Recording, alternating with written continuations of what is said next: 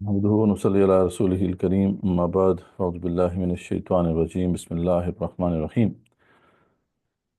Welcome to the 10th day, 10वां दिन है आज या 9th डे है। तो आज हम इंशाल्लाह जो 11वां पारा है उसको देखेंगे।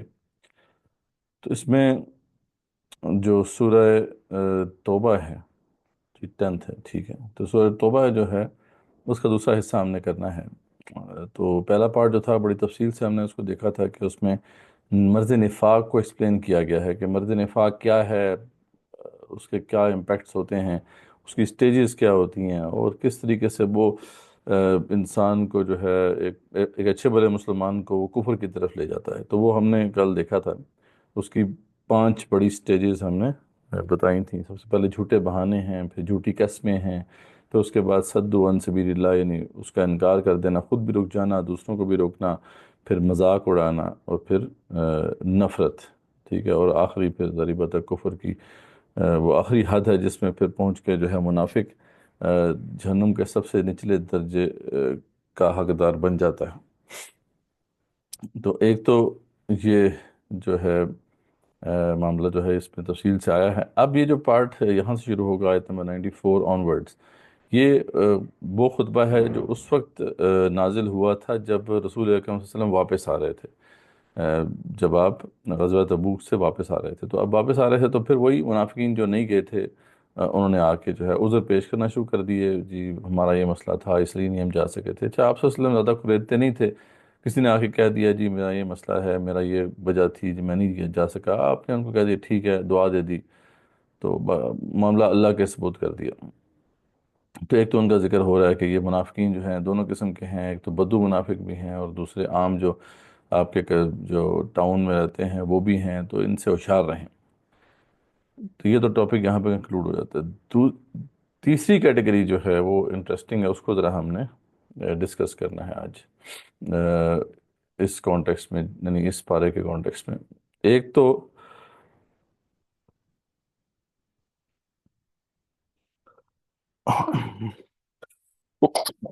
जी,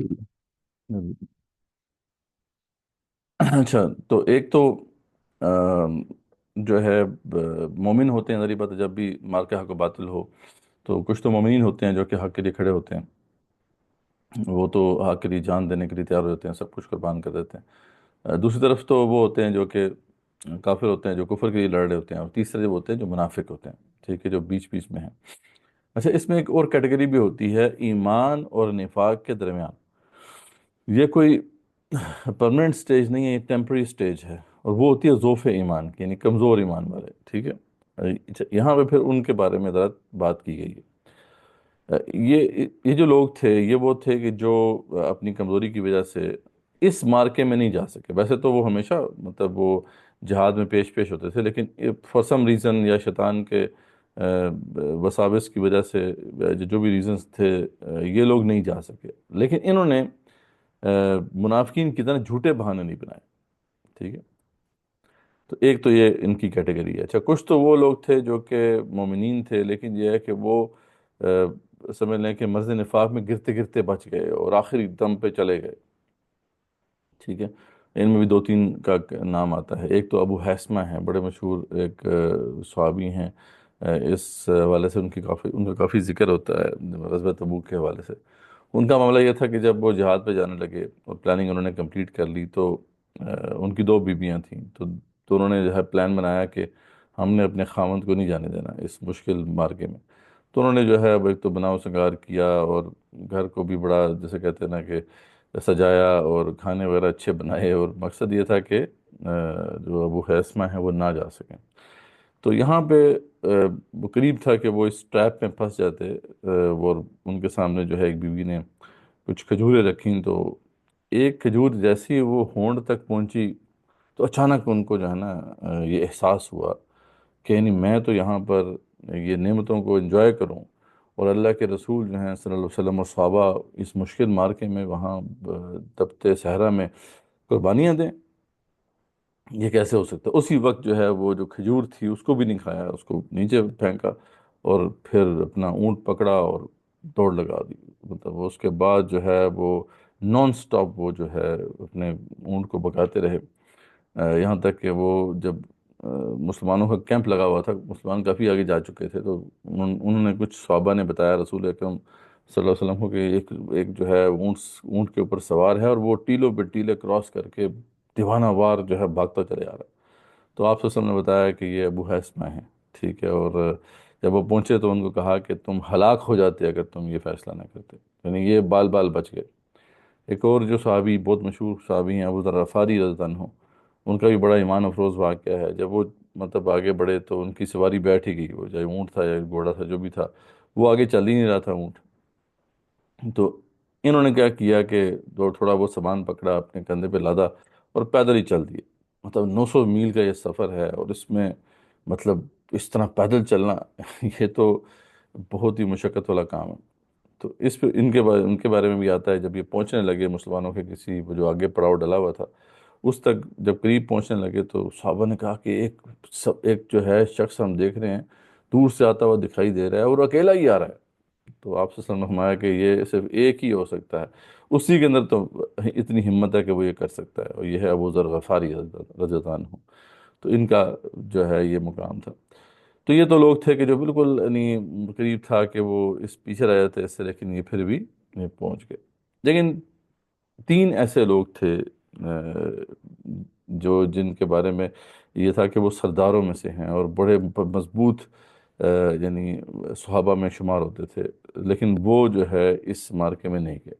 اس کے علاوہ ابھی کچھ لوگ تھے جو ان کے بار صحابہ میں تو جن کا شریک نہیں جن کا شمار نہیں ہوتا، لیکن وہ بھی صحابہ کرام تھے، جس میں حضرت ابو لبابہ اور ان کے ساتھی تھے رضی اللہ عنہ، تو یہ بھی نہیں جا سکے تھے۔ تو اب ان لوگوں کا معاملہ جو ہے بتایا جا رہا ہے کہ ان کو کیا ان کے ساتھ پھر کیسے ٹریٹ کیا گیا۔ سب سے پہلے تو حضرت ابو لبابہ کا اور ان کے ساتھیوں کا ذکر آتا ہے کہ یہ لوگ تھے، ان کو جو ہے احساس ہوا کہ ان سے غلطی ہوئی ہے، تو انہوں نے جو ہے جب آپ صلی اللہ علیہ وسلم واپس آ رہے تھے تو اپنے آپ کو بھی اور ان کے ساتھیوں نے مسجد کے ستونوں سے باندھ لیا اور کہا کہ جب تک کہ رسول اکرم صلی اللہ علیہ وسلم ہمیں آ کے نہیں کھولیں گے ہم یہاں سے نہیں جائیں گے، اور ہمارے لیے وہ دعا کریں کہ اللہ تعالی ہمیں معاف کرے۔ تو اس احساس کا یہ مطلب اللہ تعالیٰ کو یہ پسند آیا، ان کی یہ ندامت پسند آئی کہ فوراً ان کی توبہ قبول ہوگی۔ رسول اکرم صلی اللہ علیہ وسلم کو وہی آ گئی کہ آپ ان کو جا کے کھول دیں، اور ان کی توبہ قبول ہو گئی ہے، اور ان جو بھی اس بعد میں انہوں نے کوئی صدقہ بھی کیا مال اپنا، آپ صدقہ بھی ان سے قبول کریں، ان کا تو معاملہ سیٹل ہو گیا۔ لیکن وہ جو تین صحابہ تھے جن میں دو بدری صحابہ ہیں، حضرت بلال بن امیہ اور حضرت حرارہ بن نبی، یہ جو ہے تو ہاں جی یہ دو جو تھے ان کا معاملہ جو تھا یہ بدری صحابہ تھے، اور ہمیشہ جہاد میں پیش پیش رہتے تھے۔ یعنی ان کا جو معاملہ تھا یہ تھا کہ کبھی امیجن نہیں کر سکتے تھے کوئی لوگ کہ یہ اتنے بڑے مارکے میں پیچھے ہٹیں گے، لیکن یہ پیچھے رہ گئے۔ شیطان نے ان کو مطلب بھگلایا یا جس طرح بھی ہے۔ اور دوسرے جو تھے لیکن تیسرے جو تھے وہ تھے حضرت کعب بن مالک۔ کعب بن مالک جو ہے حضرت عنہ وہ بھی مدینہ کے رئیسوں میں سے تھے، اور انصار کے بہت بڑے مطلب جو ہے لیڈر تھے، اور تمام مارکوں میں شریک ہوئے۔ یہ بیعت عقبہ ثانیہ میں جو ہے مسلمانوں کے ساتھ آئے تھے، اور اس کے بعد پھر جتنے بھی مارکے ہوئے ان میں پیش پیش رہے۔ تو ان تین کا معاملہ جو ہے پینڈنگ چھوڑ دیا گیا، ٹھیک ہے۔ اور پھر 40 دن کا ان کا پہلے بائیک آؤٹ کیا گیا، بعد میں 10 دن مزید ایڈ کر دیے گئے، اور پھر 40 دن کے بعد تو ان کی عورتوں سے بھی کہا گیا کہ تم ان کے ساتھ نہیں رہ سکتی، یعنی یا ان کے ساتھ صحبت نہیں کر سکتی۔ تو یعنی اس طرح بائیک آؤٹ کیا گیا تو میک شور کہ ان کو یہ احساس ہو کہ یہ کتنا بڑا جرم ہے، ٹھیک ہے۔ ان کا جو تفصیلی واقعہ ہے کہ یہ کس طرح ہوا، یہ کعب بن مالک کی بڑی طویل روایت ہے، اس میں آتا ہے کعب بن مالک نے وہ ساری سٹیجز بیان کی ہیں، کس کس طریقے سے شیطان نے ان کو بھٹکانے کی کوشش کی اور ان کو نفاق کے اوپر لانے کی کوشش کی، لیکن وہ بچ گئے، ٹھیک ہے۔ وہ واقعہ مختصراً جو ہے وہ اس طرح سے ہے کہ وہ فرماتے ہیں کہ جب یہ لشکر کی تیاریاں ہو رہی تھیں مجھے پتہ چل چکا تھا کہ جانا ہے، اور مجھے کلیئر تھا کہ اس میں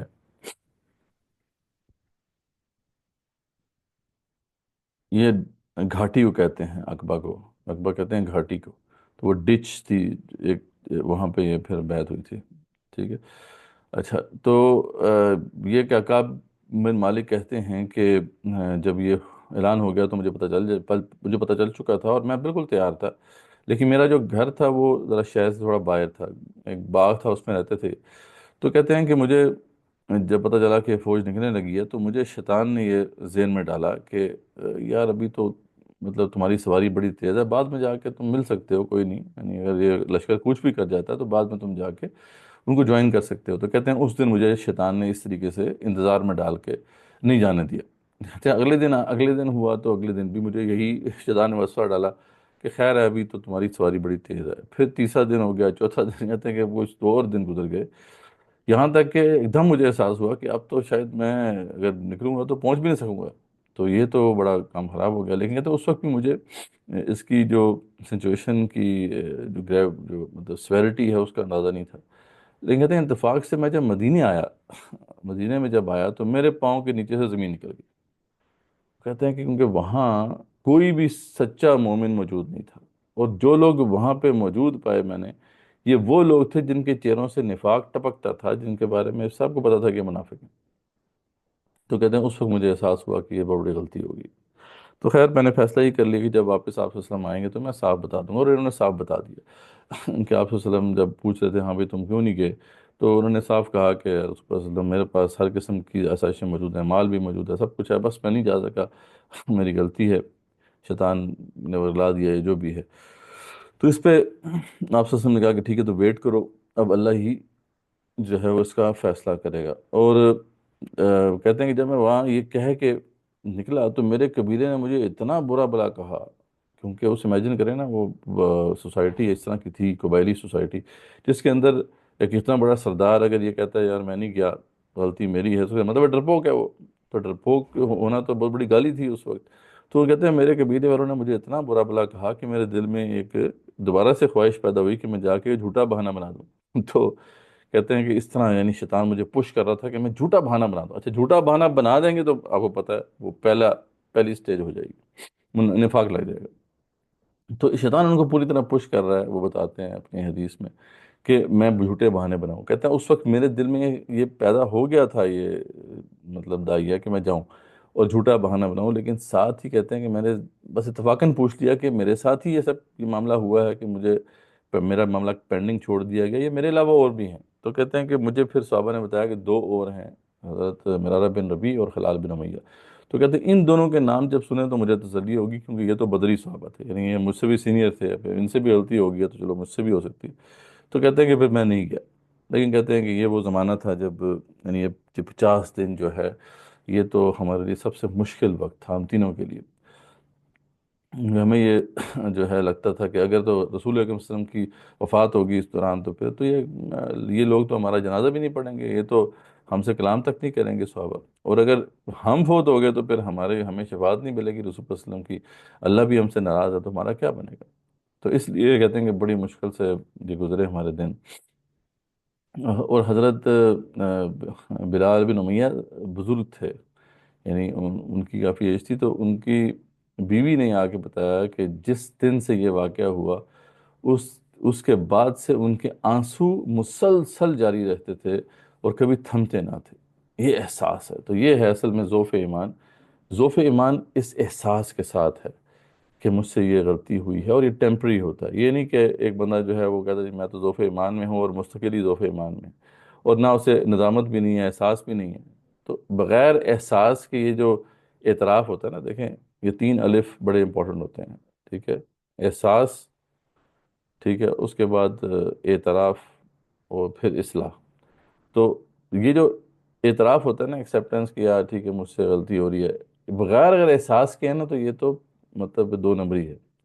جیسے اکثر جو ہے ہم لوگ یار ہم تو ہیں ہی منافق، یار کیا کرا کیا بنے گا، یہ صرف ایک دکھاوا ہوتا ہے۔ احساس کی یہ کیفیت طاری ہونی چاہیے کہ جیسے حضرت بلال بن امیہ پہ تھی کہ ان کے آنسو تھمتے نہ تھے، تو پھر تو یہ ذوف ایمان ہے تو اس لیے وہاں سے نکلا جا سکتا ہے۔ خیر اللہ تعالیٰ نے پھر ان کی توبہ قبول کی، 50 دن کے بعد ان کو معاف کر دیا گیا، تو اس کا ذکر ہے۔ تو یہ جو ذوف ایمان کی کیٹیگری ہے یہ کلیئر ہوگی، یعنی کہ یہ ایک ٹیمپرری سٹیج ہے۔ ایک مرد مومن بھی جو ہے وہ بھول چوک ہو سکتی ہے اسے، لیکن یہ کہ اس کو احساس ہو اور فوراً جو ہے اپنی وہ اعتراف بھی کرے اور اصلاح بھی کرے. ٹھیک ہے. تو یہ اس پہ کوئی کوشچن ہو تو بے شک پوچھ لیں، یہ بہت امپورٹنٹ ایسپیکٹ. ضعف ایمان سے مطلب ہے کہ ایمان کی کمزوری ہونا؟ جی جی، ایمان کی کمزوری. اور جہاد اور قتال میں کیا فرق ہے؟ جہاد فی سبیل اللہ ہوتا ہے اور ایک قتال کا بھی لفظ آتا ہے اس کے ساتھ، ان دونوں میں فرق کیا ہے؟ یہ پلیز ایکسپلین کر دیں. جی جی، جہاد وار ہے، قتال بیٹل ہے. ٹھیک ہے. جہاد تو ایک براڈر کیٹیگری ہے نا، اس میں ہر قسم کی جو سٹرگل آپ کریں گے اللہ کے دین کو غلبہ کرنے کے لیے، وہ اس میں شامل ہے.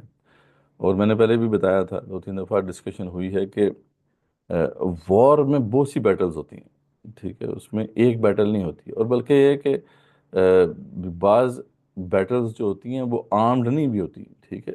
جیسے بعض ڈپلومیٹک بیٹل ہے، اکنامک بیٹل ہے، مطلب ٹیکنالوجی کی بیٹل ہے. تو وار جو ہے اس کے اندر کئی بیٹلز ہوتی ہیں. جیسے رسول اکرم صلی اللہ علیہ وسلم کی بھی آپ دیکھیں، اگر وار جو تھی وہ تو مسلسل جاری رہی نا. یعنی ہم دیکھتے ہیں کہ جب سے آپ نے اپنا مشن سامنے رکھا اور دعوت پیش کی، تو آپ کی وار تو شروع ہو گئی تھی، لڑائی تو شروع ہو گئی تھی. اب وہ شروع میں جو ہے آئیڈیولوجیکل بیٹل رہی، پھر اس کے بعد ہم دیکھتے ہیں کہ آگے جب تک کہ وہ آرمڈ بیٹل نہیں ہوئی، اس سے پہلے ڈپلومیٹک بیٹل رہی. آپ صلی اللہ علیہ وسلم نے بڑے زبردست طریقے سے اس کو ون کیا. یہ جو ٹریڈ، ان کا جو ٹریڈ روٹ تھا، اس کو ان جو اس کو جو ہے ایمبوش کرنا اور اس کو جو ہے سیکیورٹی اس کی ختم کر دینا، یہ بھی تو ایک پارٹ آف دا وار تھا. تو لیکن اس کے اندر اتنی زیادہ لڑائی نہیں ہوئی، جھڑپیں چھوٹی موٹی ہوئی ہیں. پھر ہم دیکھتے ہیں کہ آپ نے اس دوران بہت سے ایسے قبائل تھے، صلح حدیبیہ کے بعد بہت سے قبائل جو تھے، جو مکے کے اطراف میں قبائل تھے، ان سے جوائنٹ ڈیفنس پیکٹس کر لیے. یعنی وہ پیکٹس یہ تھے کہ ہم جو ہے ایک دوسرے کے خلاف کسی کا ساتھ نہیں دیں گے. یعنی ایک طرح سے انہوں نے یہ جو قریش کی پاور تھی اس کو کم کیا، ڈیمینش کر دیا نا. ظاہر بات ہے، اگر وہ قبیلہ جو ہے اگر اس سے یہ پیکٹ نہ ہوتا تو وہ ہمارا قریش کا ساتھ دیتے. قریش جو تھے وہ لیڈرز تھے پورے حجاز میں. تو ان سے جب یہ پیکٹ کر لیا کہ ہم جو ہے نا ایک دوسرے کے خلاف کسی کا ساتھ نہیں دیں گے، تو ایک طرح سے جو قریش کی پاور کو ڈیمینش کیا. تو اب یہ کیا چیز ہے؟ اس میں لڑائی تو نہیں ہو رہی، اس میں صرف بات چیت ہوئی ہے، اس میں صرف جو ہے ایک کانٹریکٹ ہوا ہے. لیکن آپ صلی اللہ علیہ وسلم کا یہی ماسٹر پیس ہے، یہ ماسٹر کلاس ہے کہ کس طریقے سے ڈپلومیٹیکلی آپ نے جو ہے پاور کو جو ہے لمٹ کر دیا قریش کی. تو this is also part of the war. تو وار میں بہت سی بیٹلز ہوتی ہیں، اور اس میں بہت سی ایسی بیٹلز بھی ہوتی ہیں جو باقاعدہ جس میں بندوق نہیں بھی اٹھتی. ٹھیک ہے. تو یہ ہے فرق. باقی جو قتال ہے وہ بیٹل ہے، جو باقاعدہ لڑی جاتی ہے میدان جنگ میں اتر کے. تو عام طور پہ اس فرق کو جب ہم نہیں سمجھتے تو پھر کیا ہوتا ہے کہ ہم بہت ہی لمیٹڈ سینس میں جو ہے جہاد کو دیکھتے ہیں. ہم کہتے ہیں بس بندوق اٹھا کے لڑنا ہے ہم نے. یعنی اس میں جو اسٹریٹجی ہوتی ہے، اس کے اندر باقی جو سارے اسپیکٹ ہیں وہ ہم بالکل نظر انداز کر دیتے ہیں. تو اس چیز کو ہمیں ریئلی سمجھنا.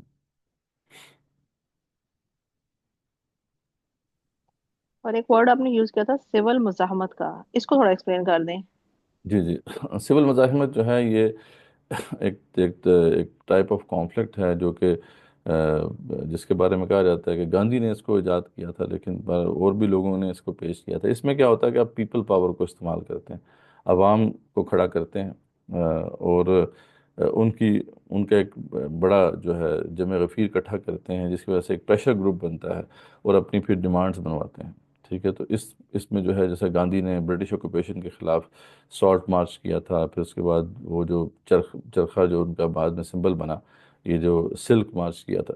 اس طریقے سے بلیک رائٹس موومنٹس جو ہوئی ہیں، جیسے مارٹن لوتھر کنگ جونیئر کی جو اسٹرگل ہے امریکہ میں کہ بلیکس کو رائٹس دلوانے کی، وہ بھی سول ریزسٹنس تھی. اس میں کیا ہوتا ہے کہ آرمز نہیں آپ اٹھاتے، آپ عوام کھڑے ہوتے ہیں اور ریزسٹ کرتے ہیں.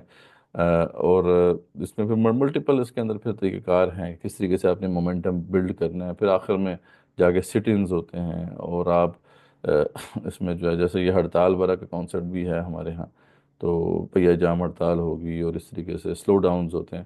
لیکن یہ صرف سمجھ لیں کہ ہمارے ہاں تو صرف دھرنا اور ہڑتال ہی ہوتی ہے، لیکن civil resistance is much bigger than that. اس میں ہنڈریڈز آف ٹیکٹکس ہیں جو آپ استعمال کرتے ہیں اور موبلائز کرتے ہیں اس میسج کو. تو یہ جو طریقہ ہے، ٹائپ آف کانفلکٹ ہے، یہ کافی افیکٹو رہا ہے ان 20th century and also in the 21st century. تو ہم یہی ریکمینڈ کرتے ہیں کہ یہ فیزیبل ایک میتھڈ ہے. پاکستان، ترکی، مطلب ان جیسے مصر جیسے علاقوں میں، یعنی جہاں پہ اسٹرانگ اسٹیٹس ہیں، وہاں پہ آرمڈ ریزسٹنس نہیں چل سکتی. تو آرمڈ ریزسٹنس تو میں نے پہلے ہی بتایا تھا کہ وہ تو ویسے بھی نہیں چلے گی. اب گوریلا وارفیئر چلتا ہے یا پھر سول ریزسٹنس چلتی ہے. یہ دو ہی الٹرنیٹ میتھڈز ہیں جو ابھی تک جو ہے انسانوں نے ایجاد کیے ہیں. تیسرا اور بھی شاید ایجاد ہو جائے آگے جا کے، لیکن یہ ہے جو افیکٹو میتھڈز ہیں جن کے ذریعے سے ہم کام کر سکتے ہیں. ٹھیک ہے جی. اس کی کوئی مثال صحابہ کرام کی زندگی سے ملتی ہے کہ انہوں نے سول مزاحمت کی ہو اس کوئی؟ صحابہ کی زندگی سے آپ کو اس کی مثال اس لیے نہیں ملے گی کہ اس زمانے میں کانفلکٹ کا وہی طریقہ رائج تھا جو آدم علیہ السلام سے، یعنی جب سے انسانیت ہے اسی طرح لڑتی آئی تھی. صحابہ کے زمانے میں یہ وہی طریقہ رائج تھا. اور وہ طریقہ کیا تھا کہ ایک میدان جنگ ہوتا تھا، اس میں فوجیں اترتی تھیں، دونوں آرمڈ ہوتے تھے، دونوں فوجیں آرمڈ ہوتی تھیں اور لڑائی ہوتی تھی. جو جس نے میدان مار لیا مار لیا. تو یہ اصول جو ہے یہ ایون کہ مڈ 20th سینچری تک اسی طرح برقرار رہا. صرف اس میں ایک فرق ہوا تھا کہ ویپنز جو ہیں وہ دوسرے آ گئے تھے، بندوق وغیرہ آ گئی تھی. ورنہ مطلب تلواریں پہلے تو تلواریں ہوا کرتی تھیں، بعد میں گن پاؤڈر جب ایجاد ہوا تو گنز آ گئیں. لیکن اصول یہی تھا، میدان جنگ اتر بنتا تھا. جیسے ورلڈ وارز ہوئی ہیں اس کے اندر بھی باقاعدہ میدان جنگ سجے ہیں اور اس میں فوجیں اتری ہیں اور باقاعدہ وہ اب جو میدان جنگ ہے ان کو فتح کیا گیا. لیکن اس کے بعد سے ہم دیکھتے ہیں کہ بالکل دنیا چینج ہو گئی، خاص طور پہ جب اسٹیٹس ہیں بہت اسٹرانگ ہو گئیں، ان کے پاس ملٹری آرسنل بہت زیادہ ڈیوسٹیٹنگ ہو گیا. تو اب تو بڑی، میں نے بتایا تھا کہ سپر پاورز بھی جو ہیں وہ اب میدان جنگ میں نہیں اترتی ہیں، اب وہ بھی اور طریقے سے فائٹ کرتی ہیں. وہ مطلب پراکسی وارز ہوتی ہیں یا ڈپلومیٹک وار ہے یا اکنامک وار ہے. ٹھیک. تو یہ مطلب آج کل کے ڈائنامکس چینج ہو چکی ہیں. تو صحابہ کرام کی زندگی میں ہمیں اس کی مثال نہیں ملے گی. یہ تو ہمیں آج کے دور میں اس کو ڈپلوائے کرنا ہوگا، یا سمجھنا ہوگا کہ آج کے دور میں یہ فیزیبل میتھڈ ہے. اور یہ بھی الٹرنیٹ میتھڈ ہے نا. جب وہ کنونشنل میتھڈ نہیں چل رہا تھا تو پھر انسانوں نے دو اور میتھڈز ایجاد کیے ہیں ابھی تک. ایک ریلا وارفیئر ہے اور ایک سول ریزسٹنس ہے. تو یہی دو استعمال ہوتے ہیں. دونوں ہی افیکٹو ہیں، لیکن جگہ پہ ڈپینڈ کرتا ہے. جہاں پہ فورن آکوپیشن ہو چکی ہے، جہاں پہ اسٹیٹ تباہ ہو چکی ہے، اسٹیٹ انسٹیٹیوشنز گر چکے ہیں، وہاں پہ گریلا وارفیئر ہی ہوگی. جیسے فلسطین کے اندر یا افغانستان میں جو سچویشن تھی، یا اس طرح جو ہے وہ صومالیہ وغیرہ میں اور اس جگہ پہ، تو پھر وہی ہو سکتی ہے سول ریزسٹنس، وہ سوری جو گریلا وارفیئر. تو وہ وہاں پہ فیزیبل ہے. لیکن جہاں پہ اسٹیٹس موجود ہیں، جہاں پہ اسٹرکچرز موجود ہیں، وہاں پہ پھر civil resistance is the method of choice. ٹھیک ہے جی.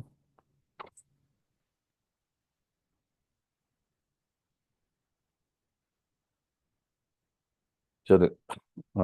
ہاں جی. جو آپ کہہ سکتے ہیں کہ وہ اکنامک ایک بیٹل تھی، لیکن وہ پھر ایک آرمڈ بیٹل کے اندر جو ہے وہ کنورٹ ہوگی. ٹھیک ہے. کیونکہ اصل مقصد تو اس کا یہی تھا، آپ صلی اللہ علیہ وسلم نے جو اعلان کیا تھا وہ تھا کہ وہ جو ٹریڈ کیراوان ہے اس کے اوپر حملہ کرنا تھا. تو وہ تو پھر کیونکہ وہ دوسری طرف سے لشکر آ گیا تو پھر ان کو وہاں پہ کنفرنٹ کرنا پڑا. تو بالکل صحیح بات ہے کہ وہ سارا جو تھا وہ اکنامک اس کی ایک سینس بنتی تھی اس بیٹل کی جو آپ صلی اللہ علیہ وسلم کر رہے تھے. ٹھیک ہے جی. تو یہ ذوف ایمان والا کانسیپٹ کلیئر ہو گیا ہے. تو پھر آگے چلتے ہیں. اس سر میں پھر وہ، جی جی. وہ آیت گزری ہے، وہی سابقون الاولون والی، آیت نمبر 100. ہاں جی. تو اس میں کیا کہتے ہیں، کون کون سی کیٹیگری پتہ ہے؟ مکہ والے وہ جو مسلمان ہیں وہ آتے ہیں اس کیٹیگری رضی اللہ عنہ؟ مناسب یہ ہے کہ سارے صحابہ آتے ہیں، بلکہ جنہوں نے صحابہ کو فالو کیا وہ بھی آگے ہیں اس میں. ٹھیک ہے نا. والذین تبعہم بے احسان، یعنی یہ ہے نا. دیکھیں یہ کہ السابقون الاولون من المہاجرین والانصار والذین اتبعوہم بإحسان، یعنی سابقون الاولون تو بات ہے صحابہ ہیں، یہ مہاجرین میں ہیں، انصار ہیں، یعنی یہی لوگ ہیں. اور والذین تبعوہم بإحسان، جنہوں نے احسن طریقے سے ان کو فالو کیا، یعنی اس میں تابعی بھی آ گئے ہیں، تو رضی اللہ عنہم ورضوان، اللہ ان سے راضی ہو گیا، یہ ان سے راضی ہو گئے، وعد لہم جنات تجری تحت الانہار خالدین فیہا ابدا، ٹھیک ہے؟ تو یہاں پہ تو تابعین کو بھی جو ہے ایڈ کیا جاتا ہے، ٹھیک ہو گیا؟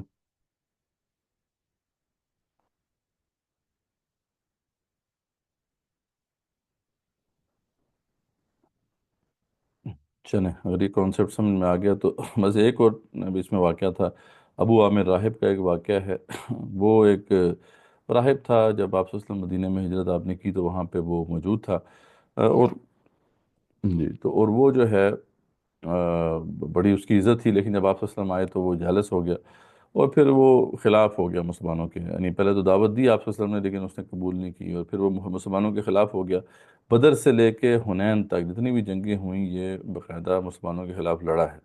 جب حنین میں آخری مارکہ مسلمانوں نے سر کر لیا اور اسے سمجھ میں آ گئی کہ اب یہ مسلمانوں کو روکا نہیں جا سکتا، تو وہ چلا گیا پھر روم چلا گیا، تو کیسے روم کے ساتھ پھر مل کے اس نے پھر پلاننگ کی کہ یہاں پہ باقاعدہ مسلمانوں میں انتشار پیدا کرے، تو اس نے کچھ یہاں پہ منافقین بھی اپنے ساتھ جو ہے اکٹھے کیے ہوئے تھے، تو ان کے ساتھ بھی جو ہے وہ کچھ پلاننگ کر رہا تھا، اور اس کے لیے ایک انہوں نے مسجد بنائی تھی، مسجد ضرار جو کہلاتی ہے، وہ مسجد جب بنائی تو انہوں نے کہا رسول اکرم صلی اللہ علیہ وسلم سے کہ آپ یہاں پہ آ کے اس کی ذرا انوگریشن کر دیں، کیونکہ یہاں پہ نمازی زیادہ ہو گئے ہیں، مسجد قباء کے پاس کی جگہ تھی، یہ بلڈنگ تھی، تو اس کو رسول اکرم صلی اللہ علیہ وسلم نے پھر بتایا کہ جب ابھی تو ہم جا رہے ہیں غزوے وہ تبوک میں، جب واپس آئیں گے تو دیکھیں گے، جب واپس آئے تھے تو آپ صلی اللہ علیہ وسلم کو وہی آ گئی کہ یہ جو ہے یہ فتنہ ہے، اس کو ختم کیا جائے، تو اس کو پھر ختم کر دیا گیا، یعنی اس کو جلا دیا گیا، تو یہ ایک واقعہ بھی بیچ میں آتا ہے، لیکن کانسیپٹ وائز جو ہے تقریباً یہ ہم نے کنکلوڈ کر لیا ہے، نفاق کو بڑی تفصیل سے ہم نے دیکھا ہے، اور پھر ضعف ایمان کی جو سٹیج ہے اس کو بھی ہم نے دیکھ لیا ہے، تو یہ ہماری الحمدللہ اچھا، سورہ۔ یہی وہ مسجد تھی جس کو نبی پاک صلی اللہ علیہ وسلم نے ڈیمولش کیا تھا، جس کے بارے میں آپ نے کچھ دن پہلے بھی ذکر کیا تھا، کہ جس پہ لوگوں نے فتناش کھڑا کر دیا تھا کہ انہوں نے تو اپنی مسجد خود ہی ڈھا دی ہے۔ جی جی، یہ وہی مسجد ہے جس کو پھر آپ صلی اللہ علیہ وسلم نے پھر جلوا دیا تھا، ٹھیک ہے، کیونکہ اس کے اندر جو ہے باقاعدہ منافقین یہ پلان کر رہے تھے کہ کس طریقے سے انتشار پیدا کرنا ہے، ابو عامر راہب جو ہے وہ ساری پلاننگ کر رہا تھا، تو جی اسی کا شاید ذکر ہوا تھا۔ جی محمد سران، آپ نے کوئی کوشچن پوچھنا ہے؟ جی، آواز بڑی کم ہے آپ کی۔ اچھا، جو ابھی ذکر ہوا تھا کعب بن مالک، اور جو ان کے علاوہ دو بدری صاحب بھی تھے، جی جی تو ہم دیکھتے ہیں کہ ان کی جو ٹریننگ ہے نبی علیہ السلام کے دور میں ہوئی، تو ان کے اور مختلف جنگیں بھی لڑی، تو ان کا جو ایمان کا لیول ہے وہ تو بہت ہائی ہوگا، تو وہ ان ساری چیزوں کے باوجود وہ کون سی ایسی چیزیں تھیں یا کون سے فیکٹرز تھے جن کی وجہ سے جو ہے وہ ضعف ایمان کا شکار ہوئے؟ حالانکہ عام طور پہ ہم دیکھتے ہیں کہ جیسے جیسے انسان وقت گزرتا ہے تو ایمان کا لیول بڑھتا جاتا ہے، بڑھتا جاتا ہے، تو اس کیس میں ہم دیکھتے ہیں کہ وہ ضعف ایمان کا شکار ہوئے، تو ہم اپنی زندگیوں میں دیکھتے ہیں کہ کوئی آدمی جو ہے دین کی محنت کر رہا ہے، تو اس کی زندگی میں بھی یہ چیز آ سکتی ہے جیسے صحابہ کی زندگی میں، تو بالکل جی، کیوں نہیں آ سکتی، کیونکہ شیطان تو لگا ہوا ہے نا جی، شیطان تو ساتھ ہے، اس لیے تو میں نے آپ کو بتایا تھا کل کہ صحابہ سب سے زیادہ نفاق کا خدشہ رکھتے تھے، وہ ہر وقت خوف میں رہتے تھے کہ کہیں نفاق نہ لگ جائے اور شیطان انہیں منافق نہ بنا دے، تو اس سے تو ہر بندے کو ڈرنا ہے، آخری دم تک ڈرنا ہے، ٹھیک ہے؟ اب یہ کیا چیز تھی وہ میں نے آپ کو سارا بتایا نا پروسیس، کعب بن مالک نے جو اپنی پوری اپنی باطنی کیفیات بھی ایکسپلین کی ہیں اس حدیث میں، کہ کس طریقے سے جو ہے سب سے پہلے شیطان نے ان کو انتظار پہ لگا دیا، ٹھیک ہے؟ پہلی چال کیا ہوئی؟ انتظار کرو، ٹھیک، کوئی نہیں یار کل چلے جانا، پرسوں چلے جانا، چلو ٹھیک ہے، اس چکر میں جو ہے وہ ان کو وہ نہیں جا سکے۔ پھر دوسرا کیا تھا کہ جھوٹے بہانے بنانے کے اوپر اکسا رہا تھا شیطان ابلیس مختلف طریقوں سے، کبھی ان کے قبیلے کے لوگوں کے ذریعے سے، کبھی ویسے ذہن میں وساوس ڈال کر، لیکن وہ بھی کعب بن مالک اس سے بچ گئے، ٹھیک ہے؟ تو یہ سارا معاملہ ہے نا۔ دو چیزیں ہیں، دیکھتے ہیں کہ ایک تو شیطان کا وسوسہ، اس کو ہم نے کیری نہیں کرنا، اور دوسرا دنیا کا مال، کیونکہ اس چیز کو ہم اگر اپنی ضرورت تک کے رکھیں گے تو وہ بہتر ہے بجائے اس بالکل کے ایسا، کہ ہم بلکہ اس میں ایک بڑھتے پوائنٹ چلے رہ جائیں۔ گیا تھا، آپ نے یاد کروا دیا، جزاک اللہ۔ وہ کعب بن مالک جب ان کی توبہ قبول ہوئی تو پورا وہ باغ تھا وہ جس میں وہ رہا کرتے تھے، وہ سارا باغ انہوں نے اللہ کے راستے میں صدقہ کر دیا۔ انہوں نے کہا کہ یہ ریزن بنا تھا جس کی وجہ سے میں پیچھے رہ گیا، یہ لیں اللہ کے نام پہ صدقہ۔ تو یہ ہے مال، یہ جو ہے یہ بن جاتا ہے۔ پھر اولاد ہے، جیسے وہ ابو حیثمہ کی دو بیویاں جو تھیں انہوں نے پلان کیا، تو یہ بیوی بچوں کی محبت ہوتی ہے، یا مال کی محبت ہوتی ہے جو انسان کو نہیں آگے جانے دیتی۔ صحیح ہے۔ سورہ میں حدید جو آگے آئے گی انشاءاللہ، اس میں بڑا یہ جامع طریقے سے یہ بات سمجھ میں آئے گی، اور وہ سارے ریزنز جو ہیں لسٹ ڈاؤن کیے ہیں اللہ تعالیٰ نے، تو وہ انشاءاللہ جب وہ جائیں گے ہم اس پہ تو پھر پڑھیں گے اس کو۔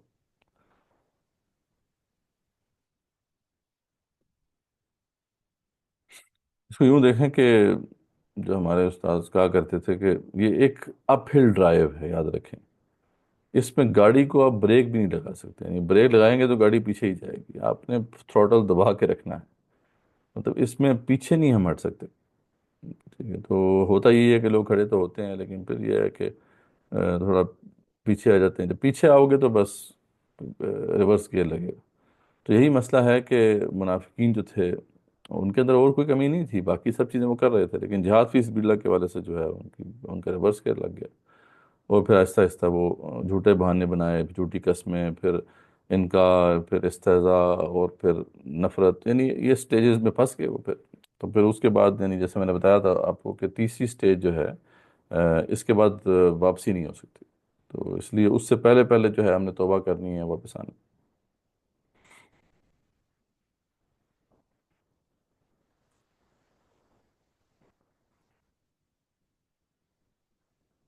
ٹھیک ہے جی، تو یہ الحمدللہ سورہ توبہ ہماری کمپلیٹ ہوئی۔ اس کے بعد پھر آگے جو ہے سورہ یونس سے آگے آن ورڈز پھر جو ہے سورہ مومنون تک 14 مکی صورتیں ہیں، یہ تیسرا گروپ بنتا ہے صورتوں کا معنی کے اعتبار سے، تو 14 مکی صورتیں ہیں، پھر اس کے بعد ایک مدنی صورت آئے گی، یہ تھرڈ گروپ میں سورہ نور۔ تو سورہ یونس ہے، ہود، یوسف، رعد، ابراہیم، ہجر، نحل، اسراء، کہف، مریم، طٰہٰ، انبیاء، حج اور مومنون۔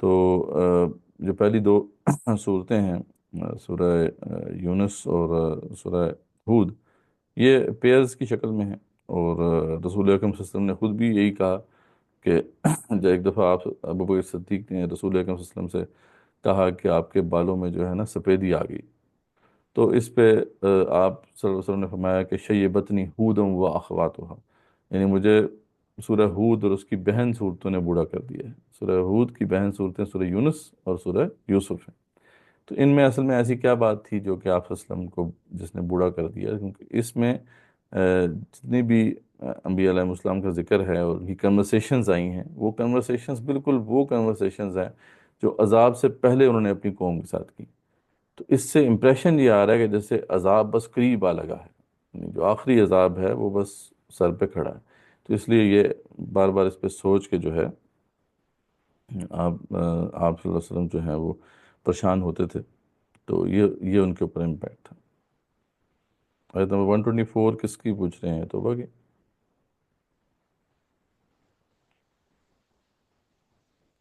جی جی، سورۃ توبہ کی۔ ہاں ٹھیک ہے، سورت، اچھا ہاں، اچھا آپ نے یاد کرا دیا، ایک اور بڑا امپورٹنٹ پوائنٹ تھا وہ مس ہو رہا تھا، وہ میں اس کا بھی بتا دیتا ہوں سورۃ توبہ میں۔ ہاں، یہ سورت جو ہے یہ ایمان کی ایک طرح سے ایمان کی شرط بن گئی ہے، ٹھیک ہے؟ یعنی سورۃ توبہ جس کو پڑھ کے پسند نہ آئے یا اس کے دل میں کو کھچاؤ پیدا ہو تو سمجھ لو اس کے اندر ایمان نہیں ہے، اور جو سورۃ توبہ پڑھے اور اس کو خوشی ہو، اس کے اندر ایمان بڑھ جائے تو سمجھ لیں کہ وہ مومن ہے۔ تو سورۃ توبہ کا کمال ہے یہ، اس لیے اگر کسی آپ نے کوئی بھی عالم دین ہے اس کو اگر دیکھنا ہے، اپنے پرکھنا ہے کہ وہ عالم حق ہے یا نہیں، تو آپ اس کی سورۃ توبہ کی تشریح ذرا ضرور سن لیں، اگر اس نے کی ہوئی ہے تو آپ کو سمجھ میں آ جائے گا کہ وہ علماء حق میں سے ہے، علماء سو میں سے ہے۔ کیونکہ یہ صورت بڑی دو ٹوک الفاظ میں حق و باطل کے درمیان فرق کرتی ہے، اور جیسے میں نے آپ کو بتایا کہ اس کے اندر آیت سیف بھی ہے، ٹھیک ہے، جس میں اللہ تعالیٰ نے دو ٹوک فیصلہ کر دیا ہے کہ سرزمین حجاز سے ان کو نکال دو اور پوری دنیا میں ان کو نیچے ماتحت کر لو۔ اب یہ جو بات نہیں بیان کر سکے گا، تو ظاہری بات ہے وہ پھر کتمان حق کر رہا ہے، اور وہ کبھی بھی جو ہے وہ حق برحق نہیں ہو سکتا۔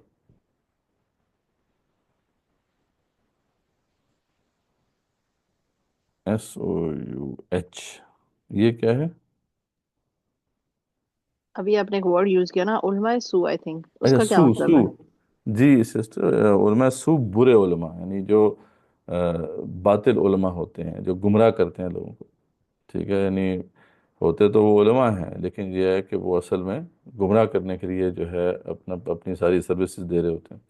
تو علماء حق وہ ہوتے ہیں جو ایسے علماء جو کہ حق کی بات کرنے والے ہیں۔ تو علماء سو سے مراد یہ ہے کہ جو برے علماء ہیں، باطل علماء ہیں۔ تو یہ بہت بڑا فتنہ ہے، یہ بنی اسرائیل کی تاریخ میں بھی ہمیں نظر آتا ہے کہ انہوں نے کس طریقے سے عوام کو بیوقوف بنایا ہوا تھا، اور آج بھی بڑی کثرت سے جو ہے امت کے اندر ایسے علماء پائے جاتے ہیں جو لوگوں کو ایکسپلائٹ کر رہے ہیں، لوگوں کو بیوقوف بنا رہے ہیں، اپنی لائف بھی انجوائے کر رہے ہیں، لوگوں کو بیوقوف بھی بنایا ہوا ہے۔ اور یہ جو حق بات ہے، یہ جو سورہ توبہ کے اندر آئی ہے یا سورہ انفال کے اندر آئی، یہ تو وہ بیان کبھی کریں گے ہی نہیں نا۔ یہ کریں گے تو ظاہری بات ہے پھر ان کے وہ جو مزے ہیں وہ تو ختم ہو جائیں گے، ٹھیک ہے، they would lose their jobs، وہ جیسے شیخ عمران نظر حسین کہتے ہیں۔ ٹھیک ہے، کلیئر ہو گیا یہ؟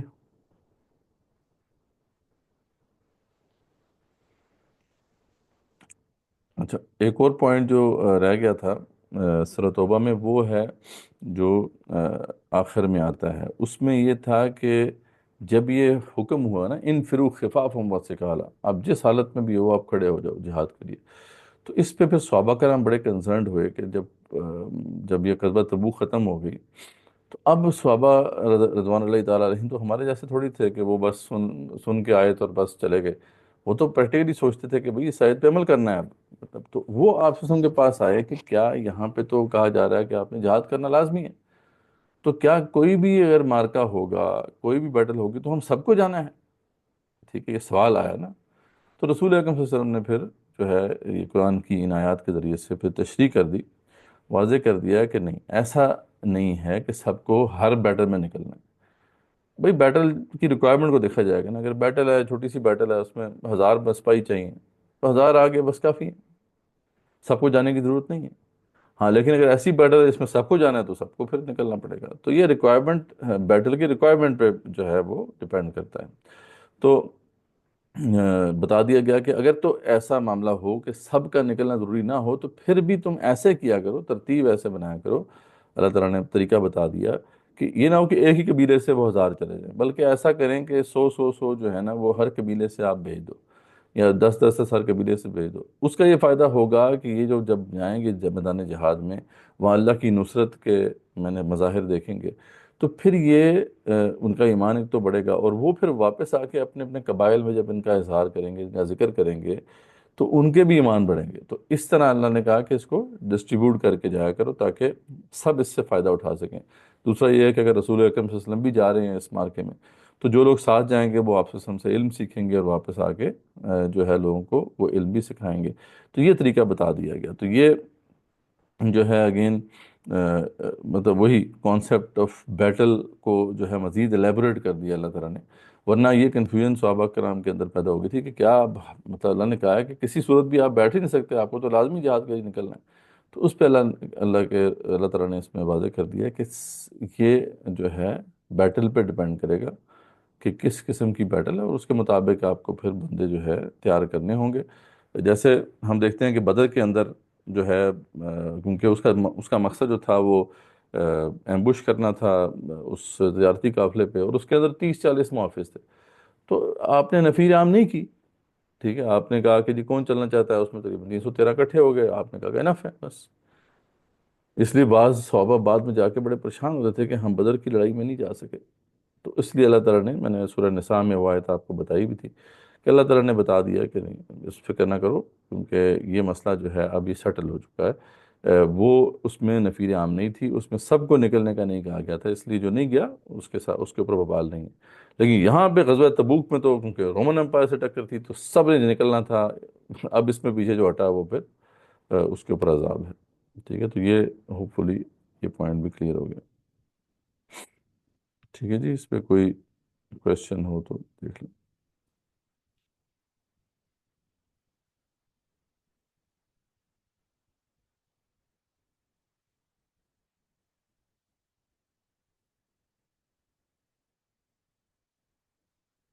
چلیں آگے چلتے ہیں، تو سورہ یونس ہم دیکھ رہے تھے۔ سورہ یونس اور سورہ ہود جو ہیں ان کا زمانہ نزول وہی ہے 10 سے 13 نبی، جب رسول اکرم صلی اللہ علیہ وسلم کے خلاف جو ہے وہ پرسیکیوشن بہت زیادہ اس کی سیورٹی بڑھ گئی تھی، تو اس لیے اس میں ڈرایا گیا ہے، ان دونوں صورتوں میں سمجھایا گیا ہے۔ تو اور کچھ انسٹرکشنز دی گئی ہیں رسول اکرم صلی اللہ علیہ وسلم کو، کیونکہ آپ کو دعوت دیتے ہوئے تقریباً 11-12 سال ہو گئے ہیں، اور اب کافی زیادہ جو ہے فرسٹریشن بھی ہے، اور دوسرا یہ کہ آپ کو بہت زیادہ پریشر کا سامنا ہے، ٹھیک ہے، جو دشمن کی طرف سے، تو اس میں آپ صلی اللہ علیہ وسلم کو بڑی واضح انسٹرکشنز دی گئی ہیں، تو اس کی ہم بات کرتے ہیں۔ لیکن جو پہلے جو یہ چیز ہے آپ دیکھیں گے کہ مکی صورتوں میں پھر جو ہے اصل میں ورلڈ ویو پہ بات کی جاتی ہے، یعنی پہلے مائنڈ سیٹ کو چینج کیا گیا نا، تو اس میں زیادہ تر ایمان سے متعلق مباحث ہیں۔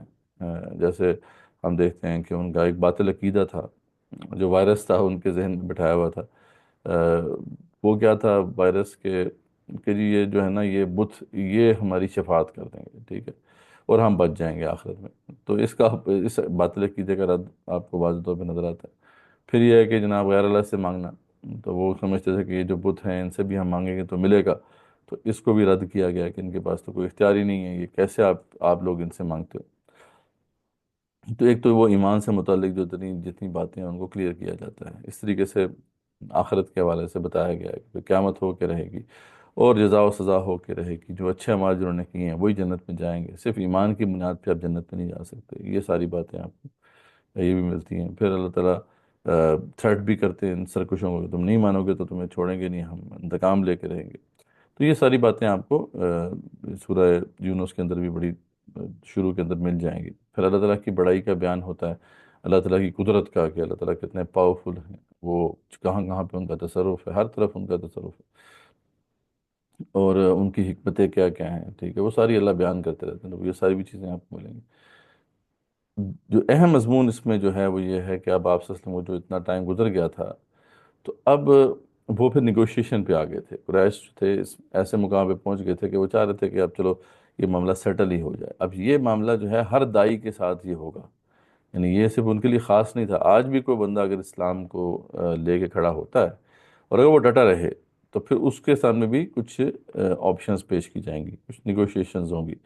تو یہ آپ صلی اللہ علیہ وسلم کے ساتھ نیگوشیشنز ہو رہی تھیں۔ آپ کو وہ سیرت کا تو واقعہ پتہ ہوگا کہ سارے سردار جو تھے وہ ابو طالب کے پاس گئے کہ دیکھیں یہ جو آپ کا بھتیجا ہے اس نے بڑا تنگ کیا ہے ہمیں، اور پھوٹ ڈال دی ہے خاندانوں میں، اور یہ ہو گیا وہ ہو گیا، تو آپ اسے دو چیزیں منوا لیں، ٹھیک ہے، ایک تو یہ کہ ہمارے بتوں کو نہ برا کہے، دوسرا یہ ہے کہ ہمارے سرداروں کے عیب نہ نکالے۔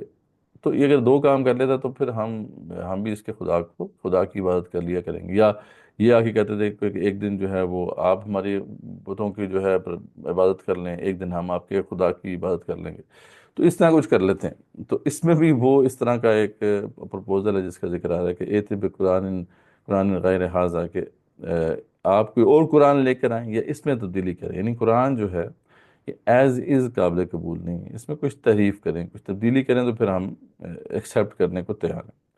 کیا آج بھی آپ کو یہ فیس کرنا پڑتا ہے کہ نہیں کرنا پڑتا؟ اب یہ جو ہے نا یہ انفال اور توبہ، یہ تو قابل قبول نہیں ہے نا۔ اگر آپ جا رہے ہیں ویسٹ کے اندر، آپ یہ دعوت دے رہے ہیں تو وہ تو کہیں گے بھائی یہ تو آپ ٹوٹلیٹیرین آپ کا مائنڈ سیٹ ہے، آپ تو کہہ رہے ہیں کہ جناب گنجائش ہی نہیں ہے کسی کافر کو، سارے کافروں کو ماتحت ہونا پڑے گا، ٹھیک ہے، تو یہ تو آپ ریڈیکل اسٹینس لے کے آ گئے ہیں، تو مطلب تو وہ یہ کہیں گے بھائی نہیں نہیں یہ قابل قبول نہیں ہے، اس میں کچھ تبدیلی کرو تو ٹھیک ہے، ٹھیک ہے، تو یا تو کوئی اور قرآن لے کر آؤ یا اس میں تبدیلی کرو۔ اچھا، اس کا جواب جو دلوایا اللہ تعالیٰ نے وہ بڑا زبردست تھا، کہ اللہ تعالیٰ نے کہا کہ کل ما یکون لی ان ابدلہ من تلقائی نفسی، اے رسول اکرم صلی اللہ علیہ وسلم آپ کھول کے بتا دیں یہ میرے بس میں نہیں ہے یہ تو میرے بس میں ہی نہیں ہے کہ میں جو ہے یہ کام کر سکوں. تو یعنی آپ رانگ ڈور پہ دستک دے رہے ہیں. یہ کام تو جو ہے اللہ تعالیٰ کر سکتا ہے نا، یہ اللہ تعالیٰ کا دین ہے، میں تو صرف اس کو پہنچانے والا ہوں. تو جب رسول اکرم صلی اللہ علیہ وسلم کو بھی یہ اختیار نہیں دیا گیا کہ وہ اس میں کچھ کمی کر دیں، تو یہ آج کے جو دائی ہیں، جو سیلیبریٹی دائی کلچر یہاں پہ انٹروڈیوس ہوا ہے، اور راک سٹار دائیز جو ہیں، ان کو کس نے اختیار دیا ہے کہ یہ دین کے جو اس طرح کے معاملات ہیں ان کو چھپا دیں اور بس میٹھی میٹھی باتیں جو ہیں وہ لوگوں کے سامنے کریں؟ تو یہ بہت بڑا جرم ہے. اللہ تعالیٰ نے اپنے حبیب، اپنے رسول کو اس کی اجازت نہیں دی اور کہا کہ یہ آپ بتا دیں کہ میرے بس میں نہیں ہے، یہ تو اللہ کا دین ہے. ٹھیک. تو اس کو بھی ہمیں جو ہے نا سمجھنا ہے.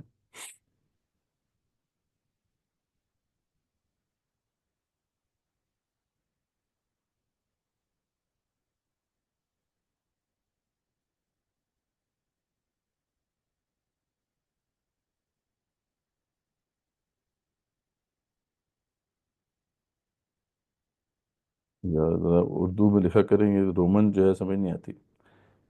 اچھا، جو میں نے پڑھا ہے،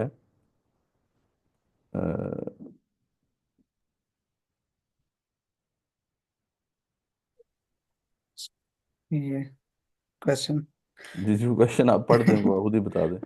وہ جی جی جو نبی علیہ السلام نے کفروں کے قافلے پہ حملہ کیا جو مدینے سے گزرتے تھے، جی تو جی. اس قافلے پہ حملہ کرنے کی یہ بھی کوئی ریزن ہو سکتی ہے کہ مکہ میں جو انہوں نے اب ان کی زمینوں پر قبضہ کر لیا تھا، تو اس کا بھی ایک کاؤنٹر تھا اس میں؟ نہیں، یہ تو نہیں تھا اصل میں. تو جب سعد بن معاذ گئے نا وہاں پہ، سعد بن معاذ اس میں طواف کرنے گئے تو ابو جہل نے روک دیا. ٹھیک ہے. تو اس پہ اب سعد بن معاذ نے کہا تھا کہ تم نے اگر ہمیں خانہ کعبہ سے روکا تو ہم تمہیں اس سے روک دیں گے جو تمہیں زیادہ عزیز ہے، یعنی تمہاری یہ گزر گا. تو یہ ریزن بنا تھا کہ انہوں نے جب یہ حرکت کی کہ طواف کرنے سے روک دیا مسلمانوں کے ایک بہت بڑے لیڈر کو. سعد بن معاذ تو بہت بڑے لیڈر تھے. تو اس لیے پھر جو ہے آپ صلی اللہ علیہ وسلم نے پہلے سے پلان کیا ہوا تھا کہ یہ آپ نے یہ کام کرنا ہے، لیکن جب یہ بات ہوئی تو یہ جواز بن گیا اور پھر آپ صلی اللہ علیہ وسلم نے اس کو ایسکیلیٹ کیا. ٹھیک ہے.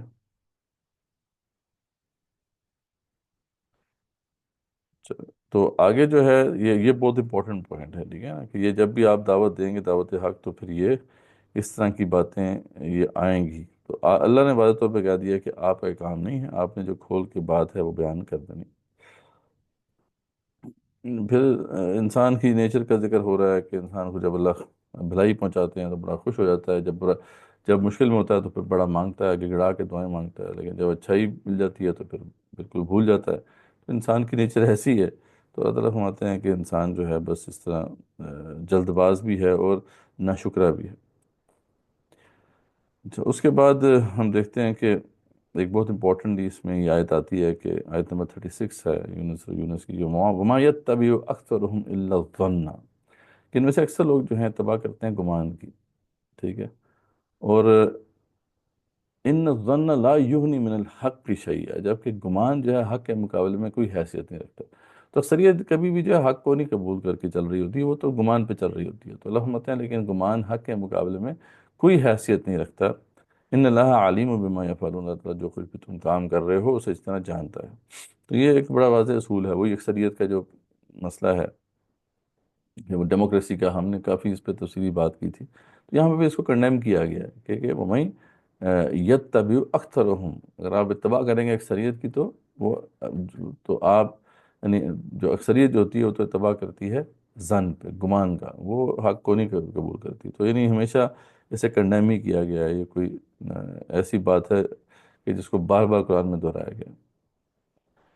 پھر اس کے بعد ہے چیلنج کا ذکر ہے. وہی قرآن کے چیلنج کا ذکر، کوئی قرآن پہ اعتراض جب اٹھا رہے تھے کہ یہ اللہ کی طرف سے نہیں ہے، تو اللہ نے فرمایا کہ جاؤ تو جیسی ایک صورت لے آؤ. یہ پہلی دفعہ تھا سورہ یونس میں جب یہ چیلنج آیا. بعد میں پھر ہم دیکھتے ہیں کہ چیلنج جو ہے سورہ بقرہ کے آغاز میں دوبارہ دہرایا گیا تھا. تو خیر یہ چیلنج جو ہے ابھی تک موجود ہے اور اس کو پورا نہیں کیا جا سکا، اور یہی سب سے بڑی دلیل ہے کہ قرآن بالکل برحق ہے. اچھا، اس کے بعد جو ہے ہم دیکھتے ہیں کہ کچھ انبیاء علیہ السلام کا ذکر ہے، جس کے اندر حضرت نوح علیہ السلام کا ضمناً ذکر آتا ہے مختصراً کہ انہوں نے کس طریقے سے اپنی قوم کو دعوت دی، اور قوم نے جب نہیں مانا تو بالکل آخری وقت میں یعنی سمجھ لیں کہ یہ وہ کنورسیشنز ہیں یہاں پہ جو بالکل آخر میں آپ نوح علیہ السلام نے اپنی قوم سے کی. پھر بعد میں ذکر ہوتا ہے کہ ان کی قوم جو ہے اس کے اوپر بہت بڑا سیلاب آیا اور ان کو ختم کر دیا گیا. بعد میں پھر قوم فرعون کا ذکر ہے، اور حضرت موسیٰ علیہ السلام اور ہارون علیہ السلام نے جو ان کو دعوت دی، اس سب کا بڑی تفصیلی ذکر ہے. اور یہاں پہ اصل میں رسولوں کی زندگی میں وہ جو ڈیسپریٹ مومنٹس ہیں، بالکل آخر میں وہ سمجھ لیں کہ انہوں نے سب اپنی ایفرٹ کر لی، اس کے باوجود جو ہے وہ رزلٹ نظر نہیں آ رہا بلکہ مشکل بڑھتی جا رہی ہے. تو اس وقت پھر جو ہے ان کی جو ایکسٹریم کنڈیشنز میں ان کی حالتوں کو جو ہے نا ان صورتوں میں بیان کیا گیا. تو جیسے آپ یہ دیکھیں کہ موسیٰ علیہ السلام، جب موسیٰ اور ہارون علیہ السلام نے وہ کانٹیسٹ جیت لیا تھا، جب وہ جادوگر جو ہے وہ سجدے میں گر گئے تھے، اس کے بعد سے فرعون نے بڑا ظلم شروع کر دیا تھا ان کے اوپر. تو یہ وہ زمانہ ہے جب موسیٰ علیہ السلام جو ہیں وہ ان کو کہتے ہیں کہ صبر کرو، اللہ پر توکل کرو، انشاءاللہ اللہ تعالیٰ ہمارے ساتھ ہیں. یعنی یہ ساری باتیں اس دوران جو ہیں ہو رہی ہیں. پھر ہم دیکھتے ہیں کہ یہی وہ زمانہ ہے جس میں ان کو یہ انسٹرکشنز آ گئی تھی کہ اب تم گھر میں نماز پڑھو، کیونکہ باہر جو نماز پڑھتا تھا اسے اٹھا کے مارنا، اس کو گردن اس کی اڑا دینا، یہ معمول تھا. پھر فرعون نے وہ بھی حکم جاری کر دیا تھا کہ بچوں کو ذبح کرو، بیٹیوں کو چھوڑ دو. تو اس پہ پھر جو ہے موسیٰ علیہ السلام اپنی قوم کو کہتے ہیں کہ دیکھو صبر کرو، ٹھیک ہے. اچھا، اس پہ آخر کار ایک ایسا وقت بھی آتا ہے جب موسیٰ علیہ السلام کی زبان سے بددعا نکلتی ہے. یہ جو ڈیسپریٹ مومنٹ ہے، اللہ تعالیٰ نے بتایا ہے اس کے بارے میں کہ بھی ہم نے ہمیشہ اسی طرح آزمایا ہے، اپنے نبیوں کو بھی آزمایا ہے کہ مستہم البأساء والضراء وزلزلوا، ان پہ مصیبتیں آئیں، پریشانی آئیں، یہاں تک کہ وہ ہلا دیے گئے. حتیٰ یقول الرسول والذین آمنوا معہ، یہاں تک کہ وقت کے رسول بھی اور جو ساتھ اہل ایمان بھی تھے وہ چلا اٹھے کہ، اور یہ کہنا شروع کر دیا انہوں نے کہ اللہ تعالیٰ تیری مدد کب آئے گی. وہیں ان کی زبان سے جو ہے بددعائیں تک نکلی ہیں. جیسے نوح علیہ السلام کی زبان سے بددعا نکلی، 9.5 سال دعوت دی، اس کے بعد بھی جب قوم نہیں مانی تو بددعا دی، سورہ نوح میں آگے آئے گی. تو یہاں وہی موسیٰ علیہ السلام کی زندگی میں وہ وقت آ گیا. اب دیکھیں کیا الفاظ ہیں ان کے، وہ فرماتے ہیں وقال موسیٰ ربنا انک آتیت فرعون وملأہ، اے اللہ تعالیٰ، یعنی موسیٰ علیہ السلام نے دعا کی اللہ تعالیٰ سے، اللہ تعالیٰ کیا تو نے فرعون اور ان کے سرداروں کو زینتاً و اموالاً فی الحیات الدنیا، اس دنیاوی زندگی میں جو زینت دی ہے اور ان کو جو مال دیے ہیں وہ کس لیے دیے ہیں اللہ تعالیٰ؟ اس لیے دیے ہیں ربنا لیضلوا عن سبیلک، کہ تیرے راستے سے لوگوں کو روکے، تیرے دین سے لوگوں کو روکے. اے اللہ تعالیٰ تو نے ان کو یہ سب کچھ اس لیے دیا ہوا ہے، ان سے یہ سب چھین لے. ربنا اطمس علی اموالہم، ان کے مالوں کو تباہ کر دے، واشدد علی قلوبہم، اور ان کے دلوں کو سخت کر دے. فلا یؤمنوا حتی یروا العذاب العلیم، اور یہ اب عذاب تک جو ہے، عذاب کو جب تک یہ ان کے اوپر نہیں مسلط ہو جاتا یہ ایمان نہ لے کر آئیں، اب ان کو ایمان کی توفیق بھی نہ ملے. تو قال قد اجیبت دعوتکما فاستقیما ولا تتبعان سبیل الذین لا یعلمون. تو اس پہ اللہ تعالیٰ نے کہا ٹھیک ہے، یہ آپ کی دعا قبول ہوگی.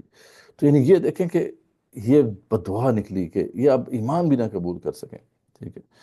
تو یہ وہ ڈیسپریٹ مومنٹ تھا اور کلائمیکس تھا ان کے ٹیسٹ کا، جس کا ذکر یہاں پہ ہوا ہے. اور اس کے بعد پھر وہی ہوا، فرعون کے اوپر جو ہے وہ جب وہ پانی کے تھرو گزرے ہیں، وہ کراسنگ ان کی ہوئی ہے، پیچھے سے فرعون اور اس کے لشکر آئے ہیں اور وہاں پہ پھر غرق ہوئے ہیں. تو جب وہ غرق ہونے لگا فرعون، تو پھر اس کے جو ہیں الفاظ بڑے انٹرسٹنگ ہے کہ جب اللہ فرماتے ہیں وجاوزنا ببنی اسرائیل البحر فاتبعهم فرعون وجنوده بغیا وعدوا حتی اذا ادرکہ الغرق، جب وہ غرق ہونے لگا قال آمنت انہ لا الہ الا الذی آمنت به بنو اسرائیل، یعنی میں اللہ کے سوا کوئی الہ نہیں ہے، میں مان لیتا ہوں وہ جو بنی اسرائیل کا خدا ہے، جس پہ بنی اسرائیل مان لے کر آئے ہیں اسی راہ پہ میں بھی مانتا ہوں اس کو، وانا من المسلمین، میں مسلمان ہوتا ہوں. یعنی اب غرق ہونے لگا تو پھر انہوں نے یہ بات کہی. تو اللہ فرماتے ہیں الآن قد عصیت قبل، اب تو آیا ہے لائن پر، اس سے پہلے تو غلط گمراہیاں کرتا تھا، وکنت من المفسدین، اور تو فساد کرنے والوں میں سے تھا. نہیں، اللہ فرماتے ہیں ہاں تیری دعا پارشلی ہم قبول کر لیں گے، آخرت میں تو تجھے نجات نہیں ملے گی، لیکن تیرے جسم کو ہم نجات ضرور دیں گے، تیرا جسم برقرار رکھیں گے. فَالْيَوْمَ نُنَجِّيكَ بِبَدَنِكَ لِتَكُونَ لِمَنْ خَلْفَكَ آیَةً، تاکہ یہ نشانی ہو جائے بعد میں آنے والے لوگوں کے لیے. تو یہ جو ہے فرعون کی جو یہ ممی ہے، یہ منفتح کی ممی ہے، بعد میں مل گئی، اور آج جو ہے ہم اس کو جانتے بھی ہیں، مطلب وہ غالباً فرانس میں کہیں پہ پڑی ہے، تو وہاں پہ جو ہے اس کی وہ ممی دریافت ہو گئی تھی، اور جو ڈاکٹر مورس بکائے ہیں جو ایکسپرٹ تھے اس پوری فیلڈ کے، تو جب یہ اس پہ ریسرچ ہو رہی تھی اس کی ممی کے اوپر، تو یہ انہوں نے دیکھا کہ اس کے اندر جو ہے وہ سی سالٹ کا ان سے کافی زیادہ ہے اس کے جسم میں، لگتا ہے ایسا انہوں نے پھر اس میں کنکلوڈ کیا کہ یہ جو باڈی ہے کافی عرصے یہ پانی کے اندر رہی ہے، بعد میں اس کو ممیفائی کیا گیا۔ تو وہ بھی اس پہ حیران تھے ڈاکٹر مورس بکائی کہ یہ اتنی پرزروڈ کیوں ہے یہ۔ تو خیر اس پہ پھر جو ہے جب بعد میں ان کو کسی مسلمان نے قرآن کی یہ بات بتائی کہ اللہ نے کہا تھا اس کو کہ تیرا بدن باقی رہے گا اور یہ نشانی ہو جائے گی، تو وہ اسلام کی طرف متوجہ ہوئے، بعد میں مسلمان ہو گئے۔ پھر بعد میں انہوں نے وہ کتاب بھی لکھی، قرآن بائبل اینڈ سائنس، بہت زبردست کتاب ہے۔ تو یہ نہیں دیکھیں اس طریقے سے اللہ تعالیٰ نے فرمایا کہ یہ آیت ہو جائے گی، نشانی ہو جائے گی، اور آج وہ نشانی موجود ہے ہمارے گھر میں۔ اچھا جی۔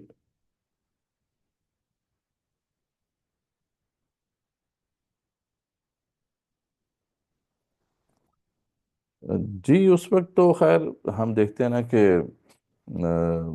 شاید اس کا پلان یہ ہو، لیکن شاید وہ گھبرا بھی رہا ہو کہ موسیٰ کو اس طرح تو پکڑ کے قتل نہیں کیا جا سکتا، کیونکہ ان کے ساتھ ایک بہت بڑا گروہ تھا، 4-5 لاکھ کے قریب بنی اسرائیلی تھے، تو شاید وہ پلان تو انہوں نے کیا ہو، لیکن یہ ہے کہ وہ کامیاب نہیں ہو سکے۔ تو یہ بات ہے۔ لیکن اصل بات یہ تھی کہ وہ انہوں نے ان کا جینا بہت زیادہ مشکل کر دیا تھا بنی اسرائیل کو۔ جی حضرت نوح علیہ السلام کو آدم ثانی، مطلب ویسے قرآن میں بھی تو نہیں کہا گیا، قرآن میں تو نہیں کہا گیا، نہ ہی جو ہے وہ حدیث میں کہا گیا، تو ٹرمینالوجی مطلب بہتر ہے کہ وہی استعمال کریں جو قرآن مجید میں ہے۔ قرآن مجید میں ان کو ایک بہت بڑا رسول کہا گیا ہے، کہ اولو العزم من الرسل میں ان کو شمار کیا گیا ہے، تو یہی کہنا چاہیے، زیادہ بہتر ہے، ورنہ کہنے میں مطلب وہ اگر اس کی ٹرم نہ بنائی جائے، بس ویسے ہی کہہ رہے، ویسے ہی کوئی کہتا ہے تو ٹھیک ہے کہا جا سکتا ہے، لیکن یہ ہے کہ بہتر یہی ہے کہ انبیاء رسول اللہ السلام کے بارے میں وہی ٹرمنالوجیز استعمال کی جائیں جو قرآن و سنت میں آئیں۔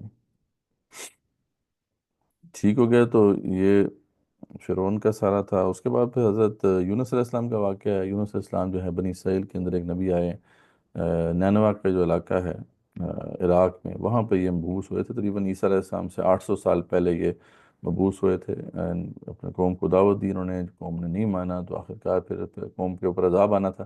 3 دن کا انہوں نے ٹائم دیا کہ 3 دن میں عذاب آ جائے گا، لیکن وہاں سے پھر نکل گئے۔ اب وہ 3 دن میں کیا ہوا کہ وہ جو ہے وقت جب ختم ہو گیا 3 دن کا، تو یہ خود ہی نکل گیا، حالانکہ 3 دن بے شک اللہ نے کہا تھا کہ 3 دن کے بعد عذاب آئے گا، لیکن یہ اللہ کا اصول ہے کہ رسول کو جب انسٹرکشن ملتی ہیں تب وہ نکلتا ہے، یعنی اللہ کی طرف سے اس کو انسٹرکشن ملتی ہیں کہ اب نکلو، تو پھر وہ نکل سکتا ہے، پہلے نہیں نکل سکتا، لیکن وہ مس انڈرسٹینڈنگ ہوگی اور وہ پہلے نکل گئے۔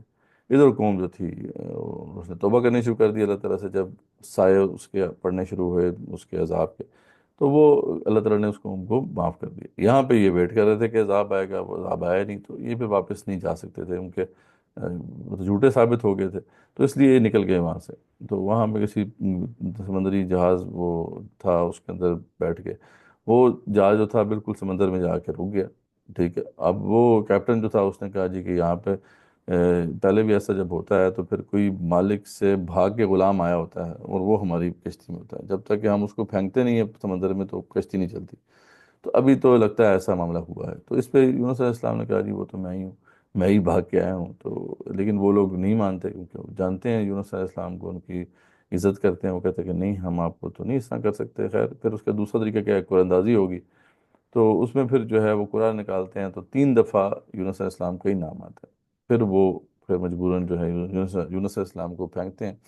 جب وہ وہاں پہ جمپ لگاتے ہیں تو پھر ویل مچھلی ان کو کھا لیتی، ان کو منہ نگل لیتی ہے، اور پھر یہ 40 دن مچھلی کے پیٹ میں رہتے ہیں، اور وہاں پہ لا الہ الا انت سبحانک انی کنت من الظالمین پڑھتے رہتے ہیں، اور پھر اس کے بعد ان کو مچھلی باہر اگلتی ہے، اور پھر کچھ یہ جو ہے بہتر ہوتے ہیں، اور پھر اللہ تعالیٰ دوبارہ ان کو کسی اور قوم کی طرف بھیجتے ہیں۔ تو یہ ان کا واقعہ ہے۔ تو یہاں پہ اس لیے ذکر ہو رہا ہے کہ اللہ فرماتے ہیں کہ جب عذاب آ جاتا ہے تو وہ ٹلا نہیں کرتا. صرف قوم یونس کے لیے یہ معاملہ ایکسیپشن تھا، ورنہ جو ہے ایسا نہیں ہوتا کہ عذاب آنے کے بعد ٹل جائے. تو اللہ تعالیٰ فرماتے ہیں آخر میں سورہ یونس میں کہ اللہ کی طرف سے جو ہے یہ پیغام اب آ چکا ہے، یہ قرآن مجید. فَإِنَّمَا يَهْتَدِي یعنی فمن اهتدى، جس نے ہدایت حاصل کرنی ہے تو اسی کو فائدہ ہوگا. ومن ضل فإنما يضل عليها، اگر گمراہ ہوگا تو کوئی بھی گمراہ ہونا چاہتا ہے تو اس کے اوپر وبال پڑے گا. وما انا علیکم بوکیل، تو آپ بتا دیں کہ میں تمہارے اوپر کوئی کارساز نہیں ہوں، اور بس اسی کی آپ بھی اتباع کریں اور ان کو بھی دعوت دیں. تو یہ سورہ یونس ہے. اس کے بعد پھر جو اگلی صورت ہے سورہ ہود، اس کا بھی شروع کا پارٹ جو ہے اس بارے میں ہے. تو اس کے اندر بھی یہی ہے مضامین، بس فرق یہ ہے کہ وہاں پر جو ہے باقی انبیاء علیہ السلام کے واقعہ تفصیل میں، نوح علیہ السلام کا واقعہ تفصیل میں ہے. وہ بہت انٹرسٹنگ ہے، اور اس میں بڑی زبردست جو ہے ایک پکچرائزیشن ہے، اس کی ویژولائزیشن کرائی گئی ہے، کس طریقے سے وہ سیلاب آیا اور کس طریقے سے کنورسیشنز ہوئی نوح علیہ السلام کی اپنے لوگوں کے ساتھ. لیکن اس سے پہلے وہی جو پریشرز ہے جس کا ذکر میں پہلے کر رہا تھا کہ ایک دائی کو جو پریشر فیس کرنا پڑتا ہے، تو وہ جو ہے اس کا ذکر بھی بالکل آغاز میں آتا ہے. اس میں جو الفاظ ہیں وہ کچھ اس طرح سے ہیں کہ اللہ تعالیٰ فرماتے ہیں کہ فَلَعَلَّكَ تَارِكٌ بَعْضَ مَا يُوحَىٰ إِلَيْكَ، کہ آپ شاید وحی کے کسی حصے کو چھوڑ دیتے. وَضَائِقٌ بِهِ صَدْرُكَ أَن يَقُولُوا لَوْلَا أُنزِلَ عَلَيْهِ كَنزٌ أَوْ جَاءَ مَعَهُ مَلَكٌ، یعنی کیونکہ آپ کا دل جو ہے تنگ ہوتا ہے ان باتوں سے. وہ بار بار ٹیز کرتے تھے کہ جی آپ کے پاس کوئی سونے اور چاندی کے ڈھیر کیوں نہیں ہے، یا آپ کے پاس کوئی فرشتہ آپ کے ساتھ کیوں نہیں اترتا. انما انت نذیر، تو اللہ فرماتے ہیں کہ آپ بے شک ڈرانے والے ہیں. واللہ علی کل شیء وکیل، اللہ ہی ہر چیز پر کارساز وکیل ہے، آپ نہیں ہیں. آپ کا کام ہے آپ اپنا مشن جاری رکھیں. تو یہ سمجھایا گیا ہے. لیکن یہ پریشرز دیکھیں کتنے ہوتے ہیں کہ نبی صلی اللہ علیہ وسلم سے بھی کہا جا رہا ہے کہ شاید آپ کوئی وحی کا حصہ چھوڑ دیتے، ان کا اتنا پریشر تھا، لیکن ہمارا کرم آپ پہ تھا، آپ نے نہیں چھوڑا. یہ آپ کی ثابت قدمی جو ہے رہی ہے. لیکن یہ بات ایک ایسی چیز ہے جو کہ ہوتی ہے، اور یہ اسی کو فیس کرنا پڑتا ہے جو حق بیان کرتا ہے. ٹھیک ہے جی. معیز بھائی کا سوال ہے کہ موسیٰ علیہ السلام نے فرعون کے خلاف جہاد کیوں نہیں کیا؟ سمپل بات ہے، ان کے پاس وہ وسائل نہیں تھے کہ وہ لڑائی کر سکتے فرعون سے. تو اس لیے انہوں نے اس وقت ہجرت جو ہے اس کو اپنایا. تو یہ ہے کہ جب آپ کے پاس وہ وسائل نہ ہوں اور آپ کے لیے جو ہے جینا مشکل ہو گیا ہو، تو پھر آپ نے ہجرت کرنی ہوتی ہے. جہاد اس وقت ہوتا ہے جب آپ کو بیس مل جائے، تمکن مل جائے، اور اس کے بعد پھر آپ جو ہے جہاد کا آغاز کرتے ہیں. تو جیسے رسول اکرم صلی اللہ علیہ وسلم نے بھی مکی دور کے اندر جہاد نہیں کیا، ٹھیک ہے، بلکہ ہجرت کی طرف آپ کا فوکس رہا. پہلے حبشہ کی طرف ہجرت کی، بعد مدینہ کی طرف ہجرت کی. مطلب تک کہ تمکن نہ ہو، جب تک کہ وسائل نہ ہوں ٹکر لینے کے بڑی پاور سے، تو پھر آپ کو ہجرت پہ گزارا کرنا پڑتا ہے. ہجرت اس لیے ہوتی ہے، ہجرت کا مقصد یہ ہوتا ہے کہ آپ اپنے آپ کو ہلاکت سے بچانے کے لیے جو ہے کسی اور جگہ پہ ایک ٹیکٹیکل موو کرتے ہیں، تاکہ وہاں سے دوبارہ سے ری آرگنائز کر کے آپ اٹیک کر سکیں. تو ایک یہ اسٹریٹجک ریٹریٹ ہے ہجرت، ٹھیک ہے. اور اس کا مقصد صرف یہی ہوتا ہے کہ جب جان کے در پہ آپ کے ہو جائیں، یعنی کوئی بھی حاکم آپ کی جان کے در پہ ہو جائے اور ظلم عظیم کرنا شروع کر دے، تو پھر آپ کے لیے لازم ہو جاتا ہے کہ آپ وہاں سے نکلیں اور ہجرت کریں. اسلام کوئی بیوقوفانہ دین نہیں ہے کہ آپ نے آپ کو مروا دو، بلکہ اسلام کہتا ہے کہ اپنے آپ کو پرزرو کرو اور ری گروپ کرو، اور پھر طاقت بنا کے پھر اٹیک کرو. ٹھیک ہے. تو موسیٰ علیہ السلام جو ہیں انہوں نے ہجرت کو ہی سلیکٹ کیا، اور اس لیے وہاں سے آپ نکل کے جو ہے بنی اسرائیل کو وہاں سے نکال کے لے کے. سر فرعون جو تھے اس کے فرعون تھا جو اس کے پاس تو اتنا اقتدار تھا، تو اس نے بنی اسرائیل کو سزا دی، ان کے بیٹوں کو قتل کیا، مطلب وہ سزائیں دے رہا تھا، جادوگروں کو بھی اس نے قتل کروا دی. تو حضرت موسیٰ بھی اس نے اٹیک کرنے کی کوشش کی تھی کہ نہیں؟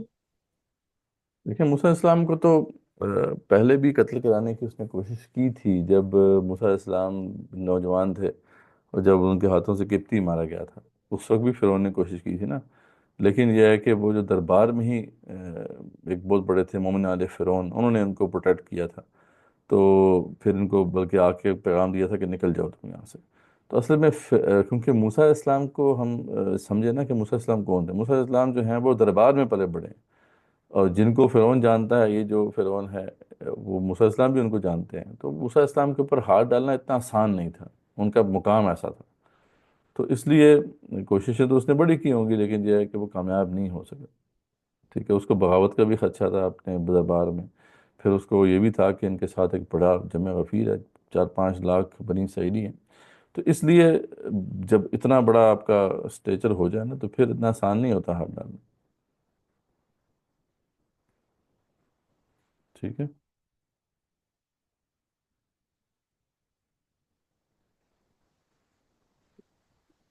سر یہ سورہ یونس میں عذاب کی بات آ رہی ہے، جو قریش اور مشرک کی وہ عذاب ہے، تو یہ عذاب کیا ہے؟ کون سا عذاب؟ کس چیز کا؟ یہ عذاب وہی ہے کہ مطلب ان کو ختم کر دیا جائے. ٹھیک ہے، تو یہ عذاب ہوتا ہے. اب عذاب کی جو صورت تھی ان کے لیے، پھر وہ مسلمانوں کے ہاتھوں پڑی، یعنی ان کو پھر جو ہے شکست ہو گئی، ان کے پاس اتھارٹی ختم ہو گئی، پھر ان کو بے دخل کر دیا گیا. تو یہی اس عذاب کی صورت تھی. جیسے آج بھی کوئی مسلمان کسی کافر کے پاس اوپر اٹیک کرتے ہیں تو یہ اللہ کا عذاب ہی ہے اس کے اوپر. ٹھیک ہے، تو صحیح ہے نا. سر گاندھی صاحب کا نیریٹو یہی ہے نا کہ ہاں، گاندھی صاحب سورہ کا نیریٹو تو بہت ہی یعنی بودا سا ہے. وہ کہتے ہیں جی کہ یہ عذاب استیصال، ایک ہوتا ہے عذاب استیصال، ایک ایسا عذاب جو کہ جڑ کاٹ دے.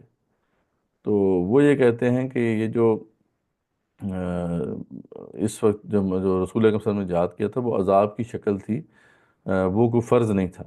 ٹھیک ہے، تو حالانکہ یہ عذاب استیصال تو تھا ہی نہیں. عذاب استیصال جو ہے وہ تو ہوتا ہے جو جڑ سے کاٹ دیتا ہے. یعنی یہاں پہ تو خود آپشن ان کو دی جا رہی تھی کہ آپ وہاں سے نکل جاؤ، حجاز کے علاقے سے نکل جاؤ. تو اس سے پہلے جتنے بھی عذاب آئے ہیں اصل میں اس کو وہ ریلیٹ کرتے ہیں کہ یہ بھی عذاب ویسے ہی تھا جیسا کہ سابقہ رسولوں کی قوموں پر آیا تھا. تو وہ تو قوموں پہ جو عذاب آیا تھا وہ تو جڑ کاٹنے والا تھا، اور اس میں تو کوئی ایک بندہ بھی بچتا نہیں تھا جو کہ نہیں مانتا تھا. تو ایسا جو عذاب ہے وہ تو قریش پر آیا ہی نہیں، بلکہ قریش کو تو آپشن دی جا رہی ہے کہ نکل جاؤ یہاں سے. تو اصل میں رسول اکرم صلی اللہ علیہ وسلم کی جو بعثت ہے وہ گلوبل ہے، وہ صرف بنی اسماعیل کے لیے نہیں تھی، عربوں کے لیے نہیں تھی.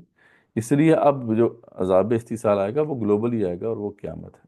ٹھیک ہے، تو یہ وہ چیز ہے جو کہ مس کر گئے ہیں وہ، جس کی وجہ سے پھر انہوں نے اتنی بڑی گمراہی کی بنیاد ڈالی. جی بالکل، صحابہ تو بالکل واضح تھے اس پہ، کلیئر تھے. ٹھیک ہے، وہ تو اس کے بعد بھی انہوں نے جو ہے وہ جہاد جاری رکھا، اور کیونکہ اللہ کا حکم آ گیا. یہ آیت سیف بالکل واضح ہے. تو یہ سورہ جو توبہ کے اندر جو آیت سیف ہے اس کو بھی وہ گول مول کر دیتے ہیں. وہ کہتے ہیں نہیں، یہ تو صرف حجاز کے لیے تھی، یعنی یہ صرف عربین پیننسلا کے لیے. تو بھئی یہ کیسے ہو گیا؟ مطلب خود دیکھیں نا، وہاں پہ کہا جا رہا ہے کہ جی سب سے پہلے تو انما المشرکون نجس فلا یقرب المسجد الحرام بعد عامہم ھذا، اس سال کے بعد یہ مسجد حرام کے اندر اور اس کے آس پاس آنے نہ پائیں. یعنی ایک طرف تو اللہ فرما رہے ہیں کہ ان کو وہاں سے نکال دو. اچھا، دوسری آیت میں اللہ تعالیٰ کیا یہ فرمائیں گے کہ ٹھیک ہے ان کے اوپر جزیہ نافذ کرو؟ یعنی پہلے ان کو نکالو پھر ان کو آنے دو تاکہ بس جائیں، پھر ان کے اوپر حکومت کرو، جزیہ جو جزیہ دیں. تو یہ ایک مذاق خیز سی بات ہے. وہ غازی صاحب بالکل توڑ مروڑ کے اس کو گھماتے ہیں، حالانکہ کوئی اس کی بنیاد ہے نہیں ہے. وہاں پہ سمپل ایک ہی چیز ہے کہ بھئی سرزمین حجاز سے ان کو نکال دو، اور جو باہر ہیں، حجاز سے باہر کا علاقہ ہے، یعنی جو عربین پیننسولا کے باہر علاقہ ہے، ان میں ان سے لڑائی کر کے ان سے پوزیشن آف اتھارٹی چھینو اور ان سے جزیہ لو. تو وہ جو اس آیت کو جو ہے کہتے ہیں یہ جزیرۃ العرب کے اندر ہی ہے. ٹھیک ہے، تو وہ تو کی نہیں بنتی، اس کی لاجک ہی نہیں بنتی وہاں پہ. صحیح ہے. اب تو عرب ممالک میں نان مسلمز بھی رہتے ہیں، تو بس ہمارے اوپر مار ہے اللہ کی، اور کیا. اب یہ نہیں رہ سکتے وہ. ٹھیک ہے، اللہ نے خود کہا ہے کہ انما المشرکون نجس فلا یقرب المسجد الحرام بعد عامہم ھذا. اب خیر ہم کیا اب ان سے لڑائی کر کے ان کو وہاں سے نکالیں گے؟ اب تو ان کے سارے ہمارے علاقے ان کے قبضے میں ہیں. لیکن یہ اگر مسلمانوں کی حکومت آتی ہے تو پہلی فرصت میں ہم نے یہ کام کرنا ہے کہ ان کو یہاں سے بے دخل کر دینا ہے، پاک کر دینا ہے حرم اور اس کے قرب و جوار، یعنی عربین پیننسولا کو.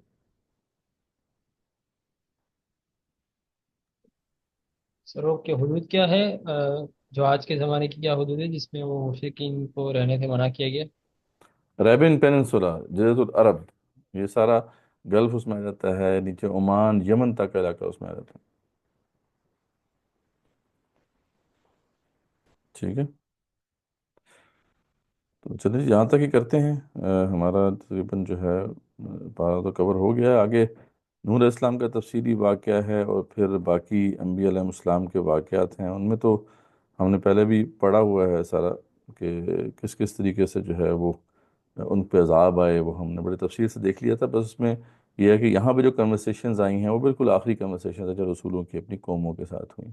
تو یہ بس ہمیں ایک چیز جہاں پہ واضح نظر آتی ہے، تو اور حضرت لوط علیہ السلام کا جو ہے کہ جو قوم کا قصہ ہے، اس میں ایک چیز ایڈیشن ہے کہ وہ جو دو فرشتے جو تھے، اس سے پہلے کہ لوط علیہ السلام کی قوم کی طرف عذاب لے کے وہ گئے، راستے میں انہوں نے وزٹ کیا تھا ابراہیم علیہ السلام۔ ابراہیم علیہ السلام جو تھے انہی کے بھتیجے تھے حضرت لوط علیہ السلام۔ تو ابراہیم علیہ السلام کے گھر پہ وزٹ کرتے ہیں وہ، اور وہاں پہ ابراہیم علیہ السلام پہلے تو ان کو ایک کوئی روسٹ گوشت جو ہے وہ پیش کرتے ہیں، لیکن وہ نہیں کھاتے، تو اس پہ وہ پریشان ہوتے ہیں۔ پھر ان کو وہ سمجھاتے ہیں کہ آپ فکر نہ کریں، ہم اللہ کے پیغمبر ہیں اور آپ کو ایک خوشخبری دینے آئے ہیں۔ اس وقت ان کی بیوی سارہ ان کے ساتھ تھی، اور ان سے کہا کہ آپ کے یہاں بیٹا ہوگا، تو بیٹا بھی ہوگا، اور اس کے بعد پھر آگے پوتا بھی ہوگا، ٹھیک ہے، دونوں کا ذکر کر دیا کہ پہلے اسحاق ہے پھر اس کے بعد یعقوب ہوں گے۔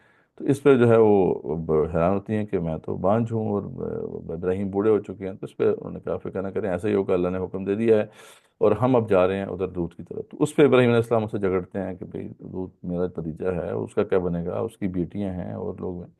تو اس پہ وہ کہتے ہیں فکر نہ کریں، ان کو تو بچا لیا جائے گا، اللہ کا حکم یہی ہے، لیکن باقیوں کے بارے میں آپ بحث نہ کریں، سب کو اب باقی ہم نے ختم کرنے کا فیصلہ کر لیا ہے۔ تو اس طرح پھر وہ جاتے ہیں اور پھر وہ عذاب وہاں پہ نازل ہوتا ہے۔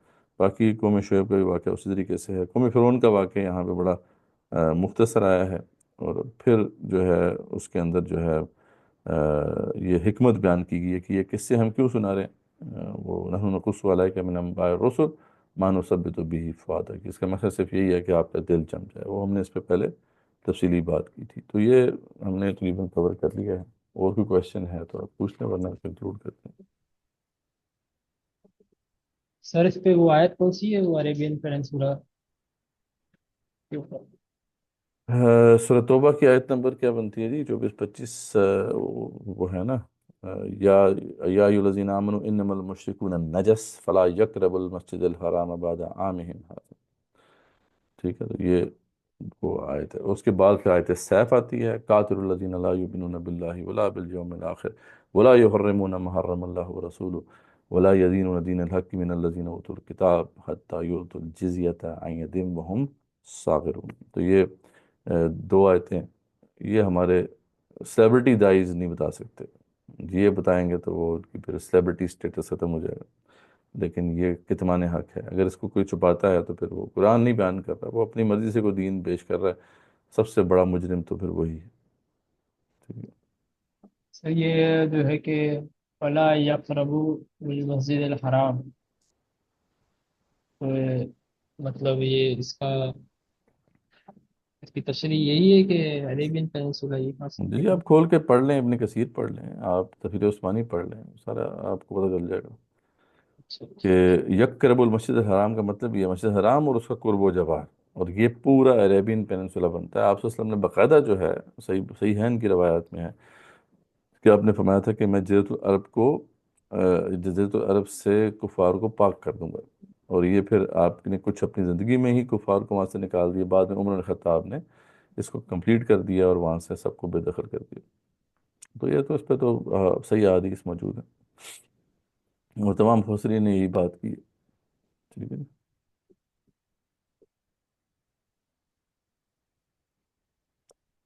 جی سسٹر، ہم نے اس پہ بات کی تھی پہلے بھی کہ خواتین کا کیا رول ہے۔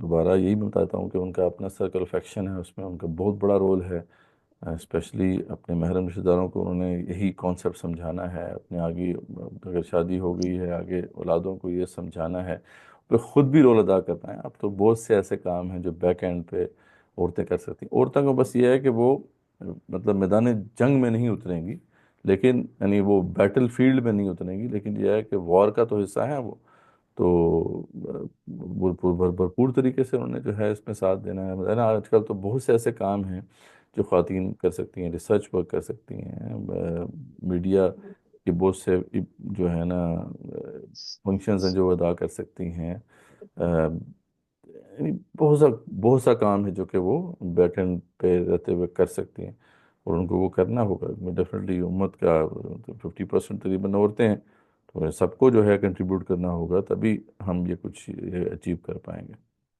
ٹھیک ہے۔ سر، تو سورۃ توبہ کی ان آیات پہ حملے ہوئے ہیں مطلب کافروں کی طرف سے یا ویسٹ کی طرف سے؟ سوری، دوبارہ بولیے۔ سورۃ توبہ کی ان آیات پہ جو آپ نے بتائی ہے کہ سخت ہیں کافی ان کے لیے، تو ان پہ حملے ہوئے ہیں ویسٹ کی طرف سے یا یہ جتنے بھی خلاف ہیں جہاد کے؟ جو مجھے سمجھ میں آیا آپ کا سوال کہ ہاں، تو پوری ہماری تاریخ میں تو ہم یہی کرتے رہے ہیں نا، تو یہ ہم تو سختی سے ہی پیش آتے رہے ہیں، پوری دنیا پہ ہم نے جہاد مسلط کیا ہے اور ان کو ماتحت کیا ہے، یہی صحابہ نے کیا ہے رضوان اللہ تعالیٰ نے۔ تو جو بھی بات ظاہری بات ہے آج کرے گا تو ویسٹ کو پسند تو نہیں آئے گا، ٹھیک ہے، وہ تو اسے فنڈامنٹلسٹ ٹیررسٹ جو بھی ہے وہ کہیں گے، لیکن بہرحال یہی تو امتحان ہے۔ تو ایک ایسا ورژن پیش کرنا جو کہ کفار جو ہے ان کے لیے ایکسیپٹیبل ہوئے تو ویسے ہی صحیح نہیں ہے۔ اللہ تعالیٰ نے تو لٹمس ٹیسٹ دے دیا کہ بلو کرے حل کافرون، ٹھیک ہے۔ دین تو وہ ہے جب پیش کریں گے تو ان کو کراہت ہوگی، ٹھیک ہے، تو یہ ہو نہیں سکتا کہ آپ دین حق پیش کریں اور کفار اس کو ایکسیپٹ کر لیں آرام سے، ٹھیک ہے۔ ہاں، اسلام قبول کریں گے وہ، ٹھیک ہے، سمجھ کے اسلام کی کہ میرٹس کو سمجھ کے وہ قبول کریں گے، لیکن یہ ہے کہ جو سردار ہیں کفار کے، جو وہ تو ایکسیپٹ نہیں کریں گے اسے، کیونکہ یہ تو ان کی اتھارٹی کو چیلنج کرتا ہے۔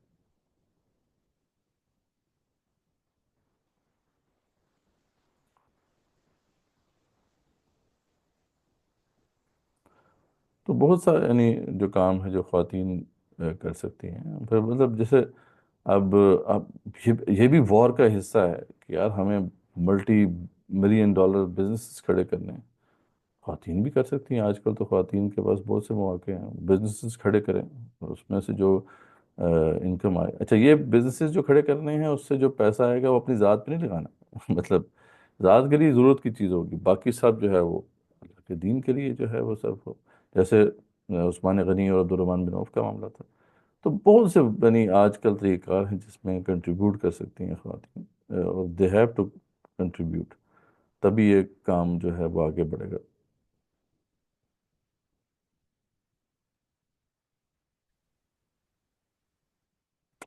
جی ابھی بس آپ نے تو فارم فل کر دیا ہے، انشاءاللہ وہ آپ سے کانٹیکٹ کریں گے، وہ ہوتا ہے ایک پرسنالٹی ٹیسٹ ہوتا ہے جب ہم ریوائول میں جو بھی جوائن کرتے ہیں، تو دیکھا جاتا ہے کہ ان کی اسٹرینگس کیا ہیں، ویکنیسز کیا ہیں، اس کے مطابق پھر گائیڈ کیا جاتا ہے کہ ٹھیک ہے آپ اس راہ میں یعنی آپ زیادہ اچھے طریقے سے پرفارم کر سکتے ہیں، یا کسی کا مائنڈ سیٹ اپنا کلیئر ہے کہ بھی میں اس راہ میں کنٹریبیوٹ کرنا چاہتا ہوں یا کرنا چاہتی ہوں تو ٹھیک ہے آپ اس راہ میں کنٹریبیوٹ کریں۔ آپ ضرور جو ہے میں ریکمینڈ کروں گا کہ جو ہماری اینول جو پروگرس رپورٹ ہے 2 سال کی وہ ضرور پڑھ لیں، اس میں پورا یعنی ریوائول کا آپ کو تعارف بھی مل جائے گا، اور مختلف جو ایریاز ہیں کام کے وہ سارے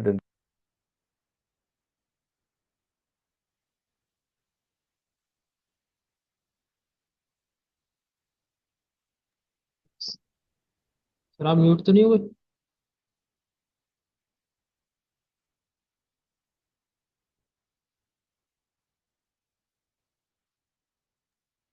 آواز نہیں آ رہی تھی آپ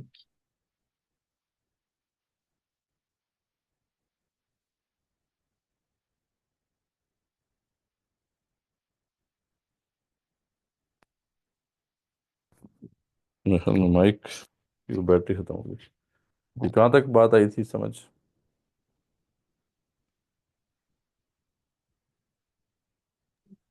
کی ریوائول کی رپورٹ؟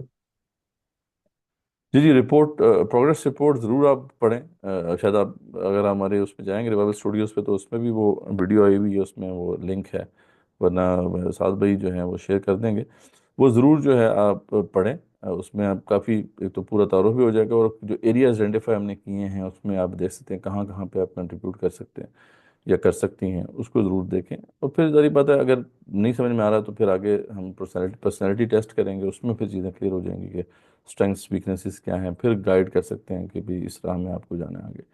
تو بہت سے ایریاز ہیں جس میں ڈیفینیٹلی آپ کنٹریبیوٹ کرنا ہے، اور ہر بندے کی اپنی اسٹرینگس ہیں، اس کے مطابق اسے کنٹریبیوٹ کرنا ہے۔ ہم یہی چاہتے ہیں مقصد ہمارا یہ ہوتا ہے کہ انٹرسٹ سیٹ یا اسکل سیٹ کے مطابق انگیج کیا جائے، تاکہ زیادہ اچھے طریقے سے کوئی جو ہے پرفارم کر سکے یا کنٹریبیوٹ کر سکے. ٹھیک ہے، کچھ تو ظاہر بات ہے سب کے لیے کامن چیزیں ہوتی ہیں، لیکن پھر آگے پھر ڈبرس چیزیں ہیں جہاں جہاں پہ پھر جو کنٹریبیوٹ کر سکے ڈیفینیٹلی. تو بہت سے ایریاز ہیں جن کو دیکھا جا سکتا سر فارم کہاں ملے گا، فارم جو فل کرنا ہے؟ ہے. جی وہ سعد بھائی انشاءاللہ آپ سے شیئر کر لیں گے. آپ اسی گروپ میں ہیں نا، یہ جو تفسیر قرآن جو اس کا گروپ ہے اس کے اندر ہی ہیں یا کسی اور گروپ میں ہیں؟ جی اسی میں. بس ٹھیک ہے، وہ سعد بھائی سے میں کہوں گا وہ شیئر کر دیں گے انشاءاللہ. تو وہ آپ کر سکتی ہیں. اس کے بعد پھر انشاءاللہ اس میں پھر آگے گائیڈنس ہے. اصل میں تو مقصد یہی ہے، ہم تو چاہتے ہیں کہ ایک ایک جو ہے بردرہوڈ بنے، جس میں تمام لوگ جو آئیں وہ سمجھیں اپنے رولز کو، اور اس کے بعد کنٹریبیوٹ کریں، اور پھر فیملیز کنیکٹ کریں، تاکہ جو ہے ایک بہت بڑا جو ہے بردرہوڈ ایک تشکیل پائے. تو جس نے ذریعہ بات ہے اس پورے اس تجالی سسٹم میں سروائیو بھی کرنا ہے، اور پھر اس کے بعد رزسٹ بھی کرنا ہے، اور پھر وہ جو ہمارا آئیڈیل ہے کہ اسلام غالب ہو، اس تک جو ہے کنٹریبیوٹ بھی کرنا ہے. تو بہت سے ایریاز ہیں جو ہم نے آئیڈینٹیفائی کیے ہیں، ایکسپیرینس جو تھا، جو بیک گراؤنڈ رہا ہمارا، اس سے سمجھتے ہوئے. تو انشاءاللہ آپ کو کافی حد تک کلیئر ہوگا اس میں کیا کیا کرنے والے کام ہیں. ٹھیک ہے، تو وہ ضرور آپ دیکھیے پروگریس رپورٹ. ساحل ندیم کا اور آپ کا ویژن کچھ ملتا جلتا لگتا ہے، کوئی آپ لوگوں کا کنیکشن ہے یا نہیں ہے، یا آپ لوگ کام ساتھ کرتے ہیں یا کچھ سسٹر ایسا ہے؟ ہمارا ان سے کوشش تو تھی کہ ان کے ساتھ بات ہو، لیکن اصل میں وہ جو پرٹیکولر روڈ میپ پہ نہیں آتے. بس وہ جنرک باتیں تو ان کی طرف سے ہوتی ہیں، اور آگے زیادہ بات مطلب کو آگے بڑھانا اس میں زیادہ وہ انٹرسٹڈ نہیں ہوتے. تو اس لیے پھر ہم کوشش تو جاری ہے انشاءاللہ، ان سے پھر دوبارہ ملاقات ہم کریں گے، کوشش کریں گے کہ جو ہے آن بورڈ لے کے آئیں ان کو. لیکن ابھی ہم اس میں سکسیسفل نہیں ہو سکے، اور ان کا ہمیں کو کلیئر نہیں ہو رہا کہ ان کا روڈ میپ کیا ہے، وہ کیا اچیو کرنا چاہ رہے ہیں. مختلف قسم کے کام تو ہو رہے ہیں، اور کسی اسپیسیفک چیز کی طرف وہ نہیں آ رہے. تو اس لیے پھر ہم تو کہتے ہیں بھی اسپیسیفکلی چیزیں طے ہوں، روڈ میپ کلیئر ہوتا کہ پھر ہم پریکٹیکلی کام کریں. تو یہ ہمیں وہاں پہ نظر نہیں آیا. کوشش کر رہے ہیں دوبارہ سے ان سے کانٹیکٹ کرتے ہیں. کیونکہ میں ان کو سن سن کے میں آپ کے ان کے لنک سے میں آپ تک پہنچی ہوں، اور آپ کی سیم وہی باتیں ہیں جو ان کی باتیں تھیں، ان کو اب مجھے سمجھ آ گئی ہے صحیح طرح سے قرآن پاک ہوں سمجھ کے، جس طرح سے ہوں میں 10 دنوں میں جو جو کچھ سیکھا ہے. تو مطلب کہ آپ کی باتوں نے اس کو عملی جمع بنا دیا ایک طرح سے، جو ان کا جی ویژن جی تھا میرے بالکل دماغ میں. سسٹر، یہ بات تو صحیح ہے آپ نے کہا. میں نے پہلے بھی کہا تھا کہ ان کا بڑا کنٹریبیوشن ہے ساحل بھائی کا، کہ انہوں نے اس اوبلیگیشن کے بارے میں ایک اویئرنیس دی. لیکن بات صرف یہاں تک تو نہیں چلے گی نا، مطلب آگے پھر آپ نے روڈ میپ بھی دینا ہے. تو ہمارا یہی ہے کہ ٹھیک ہے بات تو بہت ہو گئی، ٹھیک ہے کرنا ہے، اس کے لیے ہمیں اب سیکریفائس بھی کرنا ہے، لیکن اب روڈ میپ، اب پریکٹیکل اس کو عملی جامہ، جیسے آپ نے کہا عملی جامہ پہنانا ہے. تو اس میں کوئی ٹھوس کوئی کلیئر روڈ میپ آپ اگر ہے تو ہم مل کے کام کر سکتے ہیں. لیکن وہی بات ہے کہ وہ کچھ دے نہیں رہے. تو ویگ سی جو چیزیں ہیں، مطلب جیسے بات بھی ہوئی تھی یہاں پہ کہ 22,000 ہم نے لوگ تیار کرنے ہیں، اور اس میں لابی بنانی ہے.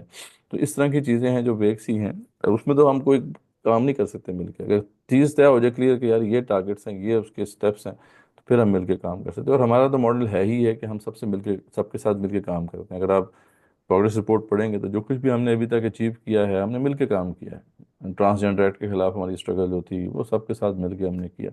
اس طرح باقی جو اسٹرگلز رہی ہیں، تو ہم تو چاہتے ہی ہیں کہ کولیبریٹیو ایفرٹ ہو. یہ کام ہی کولیبریشن کے ساتھ ہوگا، یہ اکیلے تو کوئی نہیں کر سکتا. تو لیکن یہ ہے کہ کچھ کرنے کے لیے کوئی تیار تو ہو، کوئی ڈائریکشن تو کلیئر ہو کہ بھی ہم نے یہ اچیو کرنا ہے. تو بات کرنے ہیں تو بات تو ٹھیک ہے، باتیں تو سارے ہو رہی ہیں، وہ تو کر رہے ہیں، اچھی بات ہے. کیونکہ ان کا بھی ٹارگیٹ یہ ہے نا کہ آپ نے ایک نمبر اچیو کرنا ہے، آپ نے سب کو کمبائن کرنا ہے، آپ نے گروپ بنانے ہیں اور جتھا بنانا ہے ایک مسلمانوں کا. تو وہی بات آپ کی بھی ہے، تو مطلب کہ مجھے کہیں ڈفرنس لگ نہیں رہا. اس پہ سسٹر ہم نے پہلے بھی ڈسکس کیا تھا، اگر وہ ان کو بھی آپ سن لے تو ہم ڈفرینس یہی ہے کہ ہم اس کو پریکٹیکل کنکریٹ سٹیپس میں جو ہے ڈھال کر کچھ اچیو کرنا چاہتے ہیں، جبکہ وہاں پہ ہمیں وہ چیز نظر نہیں آ رہی. یعنی وہ بڑی بڑی باتیں تو ہیں، ٹھیک ہے ہم نے جتھا بنانا ہے، لیکن جتھا تو کس طرح بنے گا جتھا، اس کے سٹیپس کیا ہوں گے، پھر جتھا بنا کے کیا کرنا ہے آگے. ٹھیک ہے.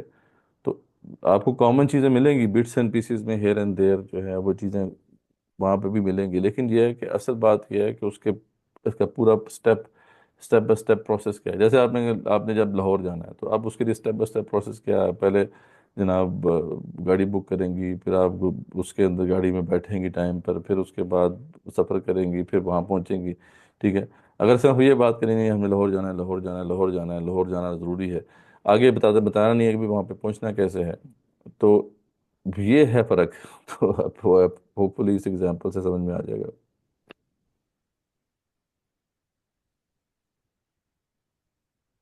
ٹھیک ہے.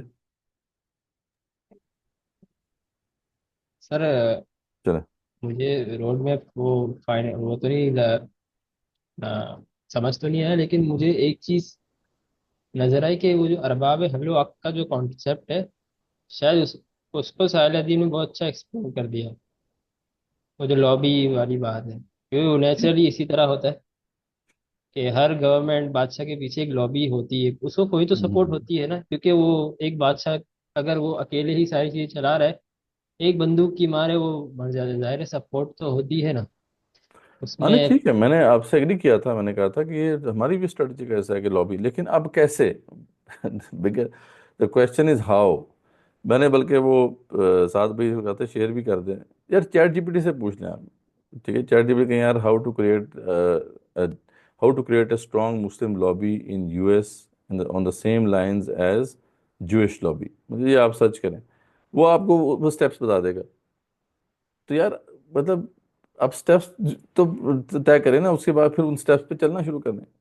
ٹھیک ہے. مطلب یہ کہہ دینا بھی لابی بنانی ہے، ٹھیک ہے، تو لابی باتوں سے تو نہیں بنے گی نا. اس کے لیے تو بڑی ایفرٹ چاہیے، بڑی اسٹرکچرڈ اور بڑی مطلب کوآرڈینیٹڈ ایفرٹ چاہیے. تو اس کے اسٹیپس کیا ہیں، اور پھر اسٹیپ 1 کیا ہے، let's start with step 1. But وہ اس پہ آنے کو تیار نہیں ہے نا. مسئلہ یہ ہے کہ وہ یہاں پہ کچھ سسٹر نے بتایا تھا یا کسی اور لوگوں نے، جب مجھ سے پوچھا جاتا ہے وہ کہتے ہیں نا آپ خود فگر آؤٹ کرو. جب وہ کوئی ان کو پش کرتا ہے کہ یار آپ اسٹیپس بتائیں تو وہ کہتے ہیں جی آپ خود فگر آؤٹ کرو. تو یہ مسئلہ ہے جس کی وجہ سے جو ہے کچھ ہو نہیں پا رہا. اور جب وہ ویگ رکھیں گے نا آپ چیز کو، تو پھر یہ ہے کہ جو اب نوجوان ہیں وہ پریشان ہیں، اب کیا کرنا ہے. پھر اس میں یہ بھی پھر نقصان ہوتا ہے کہ بعض لوگ جو ہیں غلط راستوں کی طرف چلے جاتے ہیں. تو یہ ایک چیز ہے جس کو ان کو ایڈریس کرنا ہوگا اگر ہمیں کچھ اچیو کرنا ہے. ٹھیک ہے.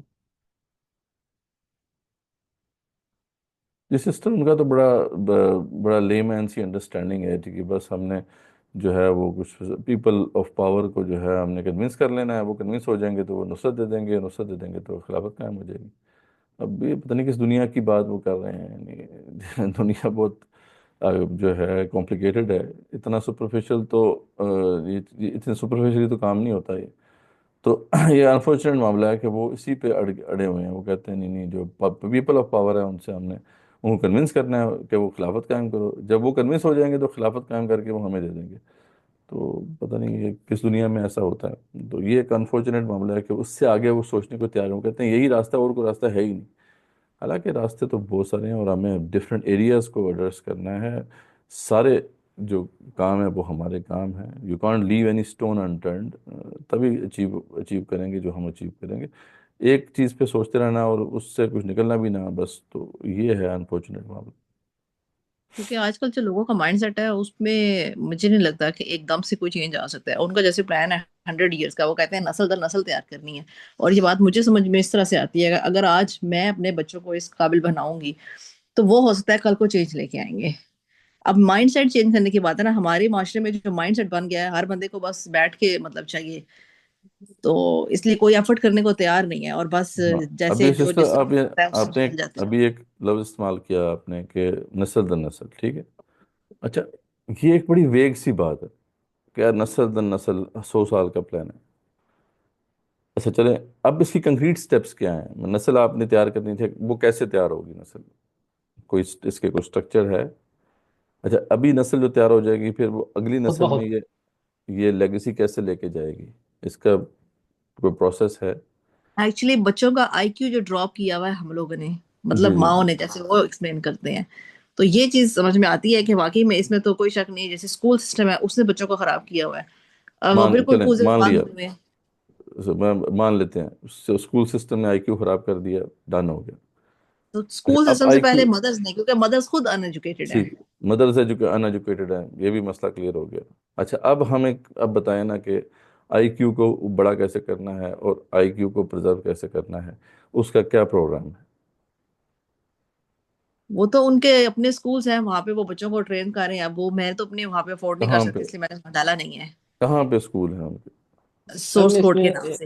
ایک بات کاٹنا چاہوں گا، میں اس میں ایک جی بات ایڈ کر دوں کہ آئیڈیا سے کسی کو انکار نہیں ہے ان کے، بس یہ میں ایڈ کرنا چاہوں نہیں میں وہی کہہ رہا ہوں کہ مجھے ہمیں ہمارا بھی ہے، دیکھیں اب ہمارا یہ ہے کہ آئی کیو کو پرزرو کریں. ہم نے ایک جس پہ کام کر رہے ہیں ینگ مسلم لیڈرز پروگرام، ٹھیک ہے، اس پہ ہم اب کام کر رہے ہیں. اب اس کے لیے پریکٹیکل سٹیپ کیا ہے کہ پہلے تو جتنے بھی پروگرامز ہیں وہ ہائبریڈ ماڈل ہے، ہوم سکولنگ پلس جو ہے وہ جو ہے آن کیمپس سکولنگ. اب وہ اس پہ ہم کام کر رہے ہیں. لیکن وہ دیکھیں یہ کہ کوئی بھی بات کہنا تو بڑا آسان ہے، لیکن اس ماڈل کو پہلے ڈیولپ کرنے میں اچھا خاصا ٹائم لگے گا. ابھی ہم اس کو دیکھ رہے ہیں کہ جو ماڈل سکسیسفل ہیں ان سب کو انٹیگریٹ کیا جائے اور پھر پہلے اس ماڈل کو ہم ڈیولپ کریں، ٹھیک ہے. اب وہ ماڈل پہلے ڈیولپ ہوگا، پھر ہم اس کو آفر کر کے پھر ایک بیچ کے اوپر کام کریں گے، تو پھر ہمیں سمجھ میں آئے گا یار کہ یہ جو بچے ہم نے پروڈیوس کیے ہیں نا، ان کے آئی کیوز بھی ہائی ہیں، ان کا اسلام بھی ٹھیک ہے، اخلاقیات بھی ٹھیک ہیں. Now they can bring about change. یہ پریکٹیکل کام ہے. یہ ویگ بات ہے. ہم نے جنریشن تیار کرنی ہے، جنریشن تیار کرنی ہے، آئی کو بچانا ہے، مدرس کو ٹھیک کرنا ہے. اور وہ سورس کوڈ ایک ہم نے بنا، دیکھیں سورس کوڈ میں کیا ہے، کوئی ایسا پروگرام ہے وہاں پہ کہ جہاں پہ کسی بچے کو ڈالا گیا ہو اور وہ بچہ پروڈیوس ہوا ہو، یار واقعی اس کا آئی کیو بھی بڑا زبردست ہے. اور سورس کوڈ میں جہاں تک جو لوگ گئے ہیں وہ کہتے ہیں کہ وہاں تو سمجھ نہیں آتا کیا چکر ہے، وہ بس عربی پڑھا رہے ہیں، کبھی یہ کر رہے ہیں، کہ وہ کر رہے ہیں. تو اصل بات دیکھیں رزلٹس ہمیں جنریٹ کرنے ہیں، رزلٹس کے بغیر باتوں سے نہیں ہوگا، ٹھیک ہے. تو ہمارا بس یہی ہے کہ یار نہ تو ہم اپنا ٹائم ضائع کریں، نہ آپ لوگوں کا، نہ کسی اور لوگوں کا. یار ہم کوئی پریکٹیکل کام کر کے کوئی رزلٹس جنریٹ کریں تو پھر بات ہے. یا کم سے کم ہم ان لوگوں کو دیکھ لیں، فالو کر لیں جو رزلٹس جنریٹ کر رہے ہیں، ان کو فگر آؤٹ کر لیں. اگر وہ کر رہے ہیں تو یار ہمیں ری انوینٹ کرنے کی، ویل کرنے کی ضرورت نہیں ہے. Let's go to them, but where is the product. ٹھیک ہے، اگر تو ساحل بھائی جو ہیں انہوں نے کچھ ایسا کام کیا اور پروڈکٹ جنریٹ کر رہے ہیں، مجھے آپ بتا دیں، میں ابھی اس کو اسٹڈی کرتا ہوں. اور اگر وہ پروڈیوس کر رہے رزلٹس تو یار ہم اپنا پروجیکٹ چھوڑ کے ہم کہیں گے یار دس از دا پروجیکٹ، ختم بات. اب ہمارا ذمہ داری ہے ہماری اس کو سپورٹ کرنا. بٹ کوئی پروسیس تو ہو جس سے پروڈکٹ نکل رہا ہو، رزلٹس جنریٹ ہو رہے ہوں. رزلٹس میٹر کرتے ہیں، رزلٹس ہمیں چاہیے. بغیر رزلٹس کے پھر ہم باتیں کرتے رہیں گے، وہ تو کر ہی رہے ہیں پچھلے 70-75 سال. ٹھیک ہے جی. تو اس پہ میتھڈالوجی کا ہے نا ایک سیپریٹ سیشن رکھتے ہیں. ویسے تو پرانے جو سیشنز ہیں وہ آپ کو اویلیبل ہیں، وہ آپ سن سکتے ہیں. لیکن اس پہ میتھڈالوجی کا ایک سیپریٹ سیشن رکھیں گے، ہم اس پہ کھل کے بات کریں گے تاکہ یہ چیز جو ہے نا وہ سمجھ میں آ سکے. بہرحال پروگریس رپورٹ کا ضرور اسٹڈی کریں، اپنی انپوٹس دیں، تو انشاءاللہ اس پہ بات کریں گے. تو کنکلوڈ کرتے ہیں. جزاکم اللہ خیر، انشاءاللہ پھر بات ہوتی ہے.